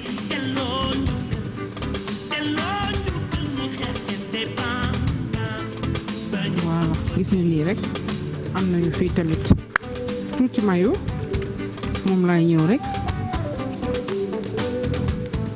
daal di koy def nii rek ci rebord bi. gis nga nag li nag moo nekkoon nag poulet au cornichon bi nga xamante ne ni moom laa leen proposé tey mu nekk nag benn plat bu simple boo xamante ne ni li nag soo ko defee ni mën nga ko accompagner ak soit attiéké wala nga def aloko wala nga def ay pommes frites wala nga sauté say légumes carottes haricots temps yi bari na ci marché bi nga daal di koy def à la vapeur sauté ko ak ail def tuuti beurre accompagner ko nag ak moom mu servir le soit de dîner wala de déjeuner yaay xool Baye Cheikh lu la ci gënal rek nga def ko bu la neexee tam mën nga ko lekk ni pourquoi pas nga ut tuuti détu rek raxas ba mu set teg ci côté bi râpé tuuti carotte teg na le mu accompagner li nga xam ne mooy sa poulet au cornichon bi nga xam ne moom laa leen proposé tey Baye Cheikh. moi j'adore quand c'est sauté à l'ail. Ouais. merci. Merci Baye mën ngeen Cheikh. reprendre recette bi bu leen neexee ci YouTube bi wala ci page Facebook bu yeewu leen merci Sophie ak ko mën nag. sucré salé bi ngay def le soir de. ah j'adore. ba mu ngi baax rek. oh c'est la meilleure émission. pop xam naa prix Nobel de émission télé moom il faut que ñu dox ko sucré salé salé poivré. alhamdulilah kon Baye. seetu bi sax mooy meilleure émission mais sa seetu kii ko rek sagal ko rek come on. Bijou am na émission yow yaa ngi def bu ko neexee def bu ko neexee du def. ay production lourde la moo tax. toujours te da ngaa meere léegi. merci Sophie. dernière partie bi nag dañuy recevoir invité yi ngir waxtaane seen ay programme dañuy njëkk a waxtaane nag maître Abdoulaye Wade xam ngeen ni ñu ngi mars wax naa ko sànq 19 mars dañuy célébrer alternance ci ay loxoom la jaaroon rappelez-vous maître Abdoulaye Wade suñu maam la c'est-à-dire que nga nekk opposition au pouvoir il fait partie des hommes qui ont marqué le pays njabootam nag parce que waxuma sax waa parti mais njabootam jóg ngir sargal ko may recevoir sama jigéen seexu honorable député Marie Sow Ndiaye ñoom ñaara tolloo parce que Marie Sow ni la toll député sax waruma koo tooñ mais bon mooy yaayu Abdoulaye Souka ñu ngi lay gërëm kontaan ci sa teewaay nga bokk ci cellule de communication 19 mars ànd ak Karim Wade njukkal président Abdoulaye Wade 19 mars ngeen koy amal mu nar a tombé ak 20e anniversaire bu alternance te permanence bu parti démocratique bu Sénégal ndax mën nañu ñëwaat ci solo bis bi Souka. asalaamaaleykum Pape Cheikh maa ngi leen di nuyu yéen chroniqueurs yëpp di leen remercier si bi ngeen ñu joxee occasion pour ñu ñëw wax sur la date du 19 mars. c'est normal. am na solo parce que d'abord mooy coïncider ak 20e anniversaire u alternance. maître Abdoulaye Wade suñuy wax Abdoulaye Wade ci 3 facettes am dañuy wax ne Abdoulaye Wade mérito nañu delloo ko njukkal. Abdoulaye Wade opposant. Abdoulaye Wade président. Abdoulaye Wade après bi mu perte le pouvoir. Abdoulaye Wade 26 ans d'opposition. mu jël addunaam yëpp mu tayle ko ak Sénégal. pour les droits individuels. ak ay avancement majeur ci démocratie. Par exemple je prends un exemple bu mu def ci constitution bi. liberté de marche. bu ñu xoolee référé wu ci article 8 ba article 10. loolu mun nañ ni yàlla ak Abdoulaye Wade. Abdoulaye Wade nag nekk patrimoine mondial. adduna bi yëpp ñoo ko moom du Sénégal rek moo ko moom. Abdoulaye Wade bu ñuy wax ci démocratie dañ naan c'est le père de la démocratie sénégalaise. En Afrique aussi pays africains yu bëri ñu ngi am démocratie bu forte grâce à Abdoulaye Wade. donc bu mu nekkee au pouvoir aussi. jigéen ñi bu ñuy wax mu cëral jigéen ñi. Je prends l'exemple de la parité. su ñuy wax aussi ci ay réalisation ñu jël ay plan REVA ñu jël par exemple lu mel ni ASER par exemple l'éducation les infrastructures ñu xool li nga xamante ni Abdoulaye Wade da ko fi bàyyi tey si le Sénégal a changé de visage c'est grâce au président Abdoulaye Wade te kooku nag Abdoulaye Wade àdduna bi yëpp la ko defal tout Sénégalais defal na ko ndax tey jóge na fi mais tey bu ñu jaar ci autoroute à péage bi tey sa xol day sedd foo daan def 2 heures de temps 3 heures de temps tey bu may dem sama fief Thiès moins de 45 minutes je suis à Thiès loolu nag yàlla ak Abdoulaye Wade la ak tant d'exemples yoo xamante ne suñ ciy xool rek ci lu Abdoulaye Wade defal Sénégal dañ ko war a delloo njukkal delloo njukkal nag ay digne héritier waa parti démocratique sénégalais les sénégalais yi nekk fii sur l'étendue du pays mais les sénégalais yu nekk ci diaspora bi y a même des sympathisants yoo xamante ni duñu sax ay sénégalais ay étrangers la ñu nga xam dañuy jóge seeni dëkk dagg ay billet avion ñëw fekk ci Abdoulaye Wade pour mu xelal leen ci wàllu koom-koom nan la ñuy amee alal donc ñooñu tey dañu gis ni Abdoulaye Wade hommage bi tey ñu bëgg a jox Abdoulaye Wade jox delloo ko njukkal ñoom dañ ciy ànd ak ñun nag njukkal boobu noonu Pape Cheikh ñëpp war na ku ne tout Sénégalais que ce soit la mouvance présidentielle wax na leen parce que ñooñu ay doomu Abdoulaye Wade lañ ndax moo leen jàngal bu dee ñun waa parti démocratique sénégalais tey ku dem ba nga xamante ne amoo complexe autorité nu mu gën a magee yàlla ak Abdoulaye Wade parce que courage bi mu amoon les chefs d'État africains mu décomplexé leen woon devant leur père président yi nekkoon Occident ay européens par exemple ainsi de suite fital africain yi ba du voilà loolu aussi ñoom ci seen bopp tamit duñ ko mës a fàtte dañuy delloo njukkal Abdoulaye Wade macha allah voilà donc rendez-vous bi le 19 mars la inchallah fi nga xamante ni mooy permanence nationale bu PDS ban heure la nit ñi war a ñëw bon ñu ngi woo nit ñi à partir de 9h ci suba inchallah et dañ ci yendu jour boobu am na benn programme boo xam ne toute la journée lay jël. très bien inchallah macha allah ñëpp nag invité nañ leen. en tout cas ñun on sera de la partie. amul benn problème ci ngeen bokk parce que moom sunu maam la et puis ñu fonk ko lool. yal na yàlla guddal fanam. amiin amiin li ko Coro Sarr ak Maane Coro Sarr ak Bafu Coro Sarr. moom buur la. te da koo wone waaye kenn dootul fàtte taxawaayam fii ci Sénégal à chaque fois qu'on le voit on est tellement content donc yéen li ma wax sànq rek seen ngor ci moom moo ñu neex ba nga xamee ni mënuñu woon ñàkk recevoir leen ci plateau bi ban message ngay joxe pour sénégalais yëpp parce que du yëfi PDS kese Maître Abdoulaye Wade defe naa yëfi àddina la. bon damay lancer message tous sénégalais. bu gis boppam ci njukkal bi ñuy njukkal le président Abdoulaye Wade ànd ci ak suñu président Abdoul Karim Meïssa Wade le 19 mars ñu ngi lay invité ci permanence Omar Lamine Badji nga ñu ñëw mais aussi nos frères et sœurs militants et militantes du parti démocratique sénégalais yi nekk ci diaspora bi di ci dugal seen loxo bopp ba tey ñenn ñi sax ñu ngi réserver seeni billets d'avion ñi ci des ñoo ngi yónnee li nga xamante ne mooy seen participation ci bés bi ñu ngi leen di woo mais aussi les sympathisants yi nga xamante ne ay étrangers lañu aussi ñu ngi leen di woo jour boobaa ku nekk am na fa place l'opposition comme ñi nga xamante ne ñoo nekk au pouvoir te ñu gis seen bopp ci bés bi invité nañ leen na ñëpp ñëw en tout cas na ñëpp ñëw daal bés bi daal bésu àdduna bi yëpp parce que Abdoulaye Wade àdduna bi yëpp ko moom invité naa leen yéen tam voilà bu doon suñu sago nañ toogaat ba ci kanam mais comme heure bee demee nii ñu ngi lay gërëm en tout cas Souka Seck bu PDS membre cellule de communication 19 mars ànd ak Karim Wade njukkal président Abdoulaye Wade le 19 mars lay doon donc ñu ngi ndokkeel sunu xarit yooyu la nga xam ne ñoo ànd boobu ba tey ak maître Abdoulaye Wade sama jigéen Nafissatou Diallo je pense à honorable député Marie Sow Ndiaye Adjatou Touré Sarr Koulim Dioum en tout cas ñoom ñëpp dinañu fa tase le 19 mars nous aussi on sera de la partie ñu recevoir beneen invité Bijou Sy dañuy waxtaane salon de l'artisanat ñu nar ko amal le 5 ba le 10 mars 2020 alors deuxième édition bi di thème bi ñu tànn di artisanat facteur de création d'emploi et de génération de revenus et pourtant vendredi rek ñu ngi ñaaxaat sénégalais yi ci Made in Sénégal Made in Sénégal Pape Cheikh c'est important et seetlu nañ ni que sénégalais commencé nañ ko adopté bu baax a baax maintenant au contraire avant da nga doon sol yére mu rafet ñu ne la foo ko jëndee nga ne Europe la jóge léegi nous sommes fiers de bu ñu solee loo xamante ne Sénégal la ñu ko defee da ngay def sa hashtag bind Made in Sénégal pour wane ne que ñi ngi évoluer bu baax yëfu Sénégal baax na te mun nañ ko consommer fii et puis buñ ko consommer wul suñu économie du mën a ñëw Issa Dieye la ñuy recevoir donc nekk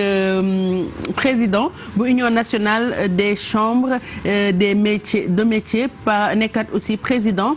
commission d'organisation de la chambre de métier bu Fatick bokk ci commission d'organisation wu salon de l'artisanat bi mooy deuxième édition bi Issa bienvenue sur le plateau. Insa N bi la ñu fàtte ci i bi. Voilà, tout à fait mais amul problème voilà Abdoulaye Insa la tur bi ñu leen di nuyu yéen ñëpp Pape Cheikh di nuyu aussi ñi nga bokkal plateau bi yëpp voilà tey nag ma am mbégte lool aussi ñëw pour partager ak yéen ci loolu nga xamante ñi ngi ko nam organiser muy deuxième édition yu salon international de l'artisanat voilà ki koy organiser nekk ministère de l'emploi de la formation professionnelle et de l'artisanat loolu nag ko dégg xam ne ñu ngi cey tudd monsieur Dame Diop voilà damay commencer d'abord di ko féliciter ci effort yu yaatu yi nga xamante ne def na ko ba tax ñu taxawalaat deuxième édition bi voilà donc loolu vraiment ñu ngi ko ciy féliciter artisan ci turi artisan yëpp ñu ngi ko ciy gërëm bu baax a baax idée salon bi nag nekk li ñu ci namu mooy fexe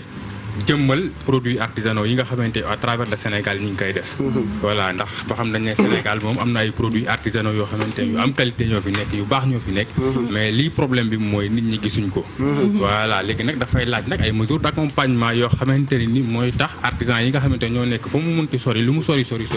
nit ñi xam ko donc loolu idée salon bi nag ñu ne suñu organiser salon bi li ñuy def mooy fexe les meilleurs produits à travers l'artisanat ñu jéem ko mettre en exergue su ko defee askan yu xam ko xam naa nekk na secteur boo xamante ne suñu ko jàppalee rek Sénégal mën na fi émerger tax nga xamante ne heure yi émergence am sax mën naa ne du jot voilà donc ci loolu nag ñu choisiroon 7 filières yoo xamante ne ñoom ñooy exposé incha allah bi ci jiitu moo nekk posé cuir ku ne posé cuir nag mooy wàllum dàll yi ñuy sol der yi ak saak yi ñoom seen ak yooyu yëpp loolu yi tamit am na artisan yi dañu ko mën lool sax dañu ko mën dama fi dem ngaay bi ma demee ngaay ci visite bi ndax bi tamit exposition bi dañu ne képp ku exposé ñun commission d'organisation dañuy déplacé wu dem xool produit bi exactement est-ce que c'est réel est-ce que am na qualité est-ce que baax na mais ba ma demee ngaay am na benn dàll bu ma fa gis je l'avais acheté à Sandaga à 35 000 francs man bi ma waxee waa ji mi ne ma wóor na yàlla maa ko defal mi ne ma tegal sa tànk ma teg sama tànk mu jëlal ma sama mesure ne ma dinaa ko indi ci salon bi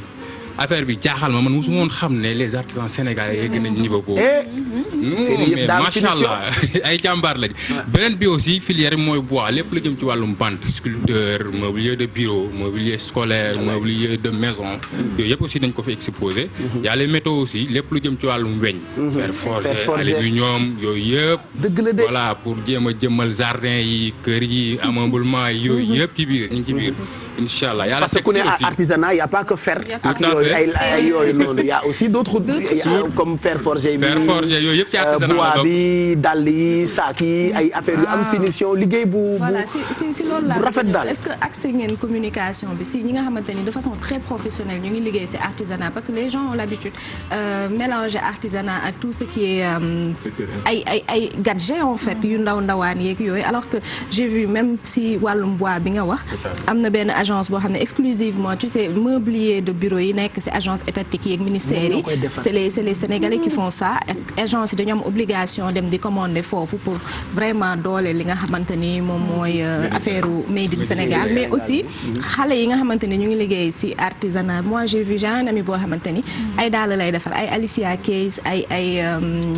NBA ñooy commander dàllam ba États-Unis du ko yóbbu donc est-ce que ñooñu nga xamante ni ils représentent vraiment l'artisanat sénégalais def ay innovation est-ce que communication bi accès ngeen ko ci ñooñu nga xamante ni ils ont des produits de qualité. voilà tout à fait communication bi yegg na ci ñëpp. mais aussi ñëpp mënuñ exposer. par force comme kuy taat moom di nga am ñoo jéggi am ñoo jël. mais affaire yi moom ak kii de représentativité la rek. ñun su fekkente ne am na benn menuisier boo xamante am na produit de haute qualité. bu exposer rek ñun dañuy jàpp ne exposer na Sénégal yëpp. loolu jël nañ ci ay matukaay yu mat sëkk. ndax itamit dañu bëgg ñun li ñuy mettre en exergue mu nekk produit de qualité ku ñëw du am benn amende environnement boo xam ne ko ci def bu am finition wax nga finition à l'époque on avait des problèmes de finition li taxoon sénégalais amuñu woon envie liggéey ak ñi mais loolu jeex na fàtte nañ ko léegi matériel bi ngay gis léegi au Sénégal amuloo benn envie léegi jënd matériel en Turquie ou en Italie ou feneen foofu en Chine tout à fait état bi def na ci ay jéego yoo xamante ne yu yaatoo la allant dans ce sens loolu moom incha allah bés bu ngeen ñëwee le jour ji di ngeen gis ne mais ku bokk ci salon bi te nga xamante ne bëgg nga bokk pour année prochaine comme c'est chaque année benn édition am naka la mën a def pour postuler teel a inscrire rek teel a waxtaan ak ñun au niveau des chambres de métier voilà ak itamit au niveau de la commission itamit ñun idée bi li ñuy organiser tout le temps ñi bokk ren déwén ñooñu duñ bokk incha allah voilà ñeneen ñooy ñëwaat Sénégal presque ñëpp ay artisans la nekk mu nekk seen métier dañu am talent en fait foofu itamit dinaa cax tuuti le ministre Dame Diop bi bu ñëwee li mu njëkk a wax mooy changement de paradigme maanaam nañu soppi doxalin yi ñu daan am démb ak barke démb tout le temps les mêmes personnes nañu ko changé ka nekk Salimata am possibilité ñëw wane li muy def ka nekk Fatick également ka nekk feneen ak feneen également loolu yi tamit vraiment jël na ci ay matukaay yu mat sëkk ku bokk ren incha allah rabi déwén doo bokk comme wàllu cosmétique bi nga xamante ne femme comme ñun esthéticienne yi parce que am na ay xale yoo xamante ne made in Sénégal ñi ngi def made in Sénégal gi waaw ba pare seen produit mu siiw nag te bitim réew parce que xam nañ ci wàll ak transformation locale ben oui ça existe c'est du made in Sénégal tout ça est-ce que loolu mën nañ ci bokk mais bien sûr mais instant yi nag xam naa ne sélection bi xas nañ ko ba bouclé am nañ ci kenn koo xamante ne jël nañ ko entreprise j'espère Jongoma la tudd yaakaar naa xam ngeen ko elle est de Mbour kooku affaire yu graaw lay def te vraiment macha allah kooku itamit jël nañ ko te am na ñeneen ak ñeneen ñoo xamante ne jël nañ leen voilà donc pendant des jours le 5 ba le 10 mars ci centre des expositions bu Diamniadio fa lañ koy amalee tous les jours nit ñi mën nañoo ñëw chaque jour mën nañu surtout clients yi sénégalais yi ñëpp ñëw di jënd di xool di apprécier di teg ay projet voilà ñi nga xamante am nañ oto mën nañ ñëw ak seen oto mais ñi yàlla def nga xam ne amuñ oto am nañ ay navettes yoo xam ne dañ koy teg au niveau de la place de la nation dina am bu fay taxaw chaque jour dina am ñaari horaires yoo xam dañ fay jógee dem ngoon si tamit noonu la ñuy def ñëw banlieue bi Guédiawaye Pikine yooyu yëpp dina am ay navettes le pôle Sédar Senghor aussi dina am ay navettes pour faciliter gars yi nga xam ñoo bëgg a dem visiter wala jënd pour mën a dem tax nga xamante ni amuñu oto voilà bii fa nag am na ay innovation yu yaatu yoo xamante ne nii am na ci par rapport ak première édition yi mooy comme navette yi nga xamante ne nii moom laa léegi mais dina am également des panels de haut niveau voilà avec des rencontres B2B avec des partenaires yi nga xamante ne qui sont à la recherche de partenaires ici au Sénégal voilà donc ñooñu ñëpp aussi dinañ ko teewee beneen ba tamit comme ni ma ko waxee rek le ministre dafa fexe l'ensemble des acteurs à travers son ministère mu impliqué leen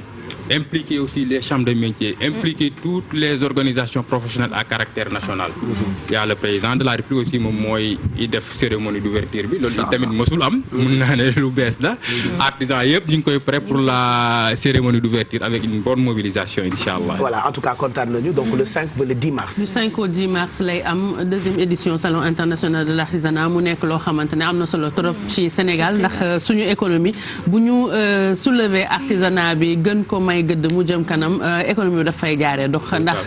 made in Sénégal ñun ñoo ko war a consommer avant ñu koy jël di ko exporter. dañ ci am rubrique yàgg nañu ko promouvoir moo tax ci salon bi sax on parlera de tout ce qui se passera là-bas. di leen présenter artisans yi insa ñu ngi lay gërëm bu baax. jërëjëf mais itam maa ngi lay ñaan Pape Cheikh gars yi yóbbante nañu sa rubrique artisanat wu sa plateau yeewu leen ni nga delloo si ko. à partir du 5 à partir du 5 comme salon bi le 5 lay commencer. Voilà. à partir du 5. du la 5 de waa ji bu ñëwee dañ koy tëj 14 jours yow mii bu ñu daa voyage bu ñëwee dañ koy mettre ngeen wax da ko yóbbante leen nag gars yi ko mu oo ne leen wax leen ko. dafay dellu si ne émission bi incha allah gars yi ñu ngi koy seetaan en tout cas ñu ngeen di féliciter yéen ñëpp. merci kontaan nañ bu baax a baax ci invité bi. merci beaucoup Insa kontaan nañu ñu ngi lay gërëm bu baax ci teewaay bi ma fàttaliwaat ni Insa Dieye mooy président Union nationale des chambres de métiers du Sénégal mais aussi président commission d'organisation bu salon de l'artisanat ñu koy amal le 5 ba le 10 ci centre des expositions bu Diamniadio monsieur le ministre Dame Diop itam ñu ngi koy ndokkeel bu baax yàlla na yàlla yàggal taxawaayam donc salon boobule on en parlera très souvent ci yeewu leen bi 11h jot na defe naa tàggatoo jot na aussi bàyyi leen ak Eva Tra Mami Diop ak Ndoye Bane ci li nga xamante ni moo di wareef xanaa profité ci jàllale quelques messages d'anniversaire lu mënta ñàkk tey c'est l'anniversaire de ma mère elle me fatigue envoyé na ma 15 000 photos ne ma tànnal photo bu la neex mais bon li ma nekk yónnee na ma 2500 photos. di laa nekkee ak maire bi. nii laa nekkee ak moom. ni laa nekkee ak moom de. waaw nee naa ko yokkal sa loxo. na gën a saf. waaye nit ku baax la. c'est xam nga yaay moom day nekk la femme de ta vie. di ko ñaanal gudd fan c'est la femme de ma vie cette dame. yàlla na taxawaayam yàgg ku ne sa ndey nga xam. voilà donc moom sama bosa yàlla na jàmmam yàgg on lui souhaite beaucoup de bonheur de la part de tous ses enfants doomam yëpp. ñi mu njaboote ñëpp ñu ngi koy ñaanal gudd fan ak wér. ci laa dëkk je te suis barki Debbo Ndiaye bi ma dawee liggéey rek xam nga damay daw liggéey damaa yow di rap léegi. xam naa sa suba damay daw. man daal defe naa suba dinaa daw parce que tey dañuy feetu sama ngato yaay laa bëgg a yóbbu jëndal ko ay sondeel yu bëri dem feetu ak moom suba ma noppal da nga doon mardi gras keroog yow heure bu la neex ngay ñëw. Voilà donc joyeux anniversaire Adja Rokhaya Diakhaté c'est de la part de tous ses enfants ak toute sa famille ñu ngi koy ñaanal gudd fan ak wér loo dund doyul yaay booy. Joyeux anniversaire à Madame Ndiaye Adja Dieye depuis Sicap Foire c'est de la part de toute sa MIFA et de toute sa maman et de sa maman chérie Fatou Diop son cher mari honorable conseiller Mor Ndiaye c'est aussi de la part de Thiorombar Ndiaye. Joyeux anniversaire à Awa Dieng c'est notre fille mbokk ndayam Penda sa sœur daf ma nobo man tam ma nob ko donc ma petite Penda je t'embrasse très fort Penda qui souhaite un bon anniversaire à Awa alors Awa c'est de la part de papa am nekk nit ku baax ñoom Paris la ñu nekk c'est de la part aussi de Oumy tamit nekk jigéen ju baax mbokk ndayam Nabou Camara donc joyeux anniversaire à Awa Dieng c'est notre fille c'est de la part de son papa de sa maman Oumy Dieng ta sœur Penda ta copine Mam Sala Tata Nabou tonton Mbaye tes grands-mères Adja Koumba Diop ak Nima Diouf longue vie à toi notre princesse joyeux anniversaire Awa Dieng c'est aussi de la part de l'autre princesse Penda ak ta copine Mam Sala qui te souhaite un bon anniversaire. Happy birthday. Et puis joyeux anniversaire à bébé et maman, c'est de la part de tonton Bamba Sougou depuis Thiès. Joyeux anniversaire à Abdou Fatadio, c'est de la part de son collègue Big John depuis Tivaouane, de la part de toute la police de Tivaouane. Joyeux anniversaire à Wagou Ndiaye. Voilà, Wagou Mbaye. Bon, j'arrive pas à lire. waaw moom papaam defe naa mooy defar clim yi fii de sama xarit boobu voilà joyeux anniversaire c'est mal écrit joyeux anniversaire à ma nièce chérie que du bonheur Khadija Fedior c'est de la part de sa tante Awa Gaye. Joyeux anniversaire à Gaye Ndiamé Gueye je te souhaite tout le bonheur du monde et une très longue vie de la part de Ndeye Souley. Joyeux anniversaire à Aïda Niang depuis Cambérène c'est de la part de toute sa famille. Latifa Ndaw de la part de sa sœur joyeux anniversaire à ma douce moitié monsieur Fall Ndiaye Gueye la meilleure épouse madame Fall du siècle 313 ans xaw ma sax joyeux anniversaire à Bouchra Ibrahima Ndiaye c'est de la part de ta femme Hélène Faye et de ta maman Khayri Diop Dagana ak toute la famille Ndiaye. Joyeux anniversaire à mon frère Pape Medoune Diouf longue vie santé de fer réussite totale de la part de Djamil Sy. Joyeux anniversaire à Binta Mbaye c'est de la part de son oncle Boumak Faye. Joyeux anniversaire à Dior Thiaw depuis Ñaari Tali je te souhaite le bonheur du monde c'est de la part de ta maman Diongo. Joyeux anniversaire à Maymouna Ba depuis Mbour c'est de la part de ses jumelles d'amour et de toute la famille on te souhaite longue vie et beaucoup de bonheur. Joyeux anniversaire à maman dundal ba say may di baawaan dundal wéral yokkal ba yàlla teral. Joyeux anniversaire à bébé Mohamed Diop c'est de la part de ta maman Astou Ndiaye. Joyeux anniversaire à Kia Gueye dundal wéral yokkal c'est de la part de Kals Ndaw. Joyeux anniversaire à Sarah Koli longue vie c'est de la part de Sophie yaa fa jaar Sarah Koli. Waaw très bien kon ñu jeexal merci fii la ñuy jaaree tëj ba xam naa suba ñu dellu si waat di ndokkeel am na ku réeral dara di defe naa doom ndey ma jàllale ko rek balaa tàggatoo voilà dafa réeral ay carte d'identité nationale Sénégal, permis de conduire bu état de Massachusetts, carte d'identité de l'état Massachusetts, xam nga lii yàlla baax na Massachusetts, carte crédit Capital One, carte débit Bank of Africa, carte crédit xam naa waa Amérique la daal mais am na yu nekkoon ci biir moom nag bu dee gis ngeen carte yi xëy na bind nañ ci turam mu ngi tudd Moussa Sembène. voilà lu ngeen for rek comme calpe fekk ci yooyu yëpp Moussa Sembène na ko moom mu ngi fii Sénégal mën ngeen ko woo ci 77 877 44 84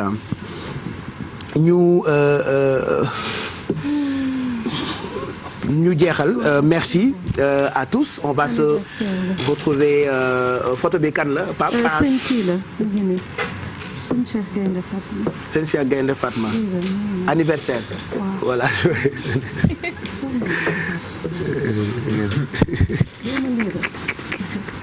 dafa tay voilà donc fii la ñuy jeexalee yeewu leen bi on va se retrouver demain Maïmouna à lundi. Inch'Allah Pape Cheikh. En attendant, je remercie Glam Style by Mado pour la coiffure. 77 552 39 78. Voilà. À lundi, Inch'Allah. Male Khali ba suba. waaw merci Pape Cheikh di souhaiter waat joyeux anniversaire à Serigne Cheikh Gaynde Mbacké, c'est de la part de sa femme Soxna Seynabou Ndiaye ak ki nga xamante ne moom moo di Pedre Ndiaye et à demain Inch'Allah. Inch'Allah Mon Ndiaye Bale ba tey ci guddi. waaw Inch'Allah rendez-vous ce soir Inch'Allah dans Sport Live di souhaiter un joyeux anniversaire ak Mar Dieng caméraman fii ci télévision Futur Média aussi di souhaiter joyeux anniversaire à Mère Daba Dieng rek may ñu fan ak wér ak xéwal gu yaatu ci njabootam bi aussi jërëjëf. Khady Bigué. Merci happy birthday à notre maman encore. Mère Daba suñu yoon fukk la ci moom moo ko yow donc ñoo ko bokk dundal wér bëgg sa àdduna yàlla defal la ko. Rappelez juste Pape Cheikh que collecte de dons bi ñu ngi ci 2 730 000 francs CFA objectif bi 5 millions la donc jàpp leen ci abalewul xaalis xale yi la am nañ ay dons matériels aussi donc merci beaucoup ñi si jàpp ñëpp ñeneen ñi ci bëgg jàpp les numéros 76 198 68 10 wala 78 196 34 34 merci beaucoup à Ndella pour la perruque yu mel nii ay full lace ak yeneen Ndella ngi toog daf maa coiffé si artisan la dama ci salon de l'artisanat bi. waaw dafa dem. made in Sénégal. te nga saraxe ràbb da ngaa mën bopp. ak ciseau. génneel juróom-ñaari ràbb. ak ciseau yii daal Pape Cheikh actuellement disponible na salon ba ak yeneen full lace yeneen perruque yu nice yu dàq yi sax mi ngi fa donc mën ngeen woote ci 77 349 27 73 ci Ndella mu ñëw defaral leen lu nice merci beaucoup. Thank you so much Khady Sy Sophie à demain. waaw d'accord Baye yow saraxel kudd ci noir xam nga ni lii rafet na lool yàpp yu tooy na. merci beaucoup Baye Cheikh dinaa ko saraxe ñaata laa ciy saraxe. juróom-ñaar waaw kay juróom-ñaari kudd ci noir d'accord Baye Cheikh merci. d'accord Baye dinaa saraxe loolu lépp merci beaucoup à demain Inch'Allah ci beneen recette Baye di souhaiter un joyeux anniversaire à Sanakoli encore. caatu yaayam xaritu yaayam ak bébé maman Seck fële ci yëmbal Baye à demain. voilà donc ñu jeexal xanaa def clin d'œil masawu suñu benn yaay Tata Ndeye Mboup bu Sud FM. soxnawu sunu papa bu Kunta Alaaji bu Kunta Ndiaye papa yi Pape Ngagne moom dafa ñàkk waajuram bu jigéen voilà donc Tata Ndeye Mboup bu Sud FM nga xam ne dimanche soir moo ñuy accompagner du ñu bégal yàgg ngeen koo dégg elle fait partie des premières voix yu rajo fii ci Sénégal donc Tata Ndeye Mboup waajuram bu jigéen dafa génn àddina démb ca Sacré-Cœur 3 levée du corps bi tey la léegi nii sax ca Juma bu Sacré-Cœur 3 donc Tata Ndeye ñu ngi koy massawu tey la ñu amal levée du corps bi Tata Ndeye bu Sud FM ñàkk waajuram bu jigéen on vous souhaite une très bonne journée et une très bonne semaine bàyyi leen ak Eva Tra mu gunge leen suba ñun ñu dellu si 8h30 pour yeewu leen.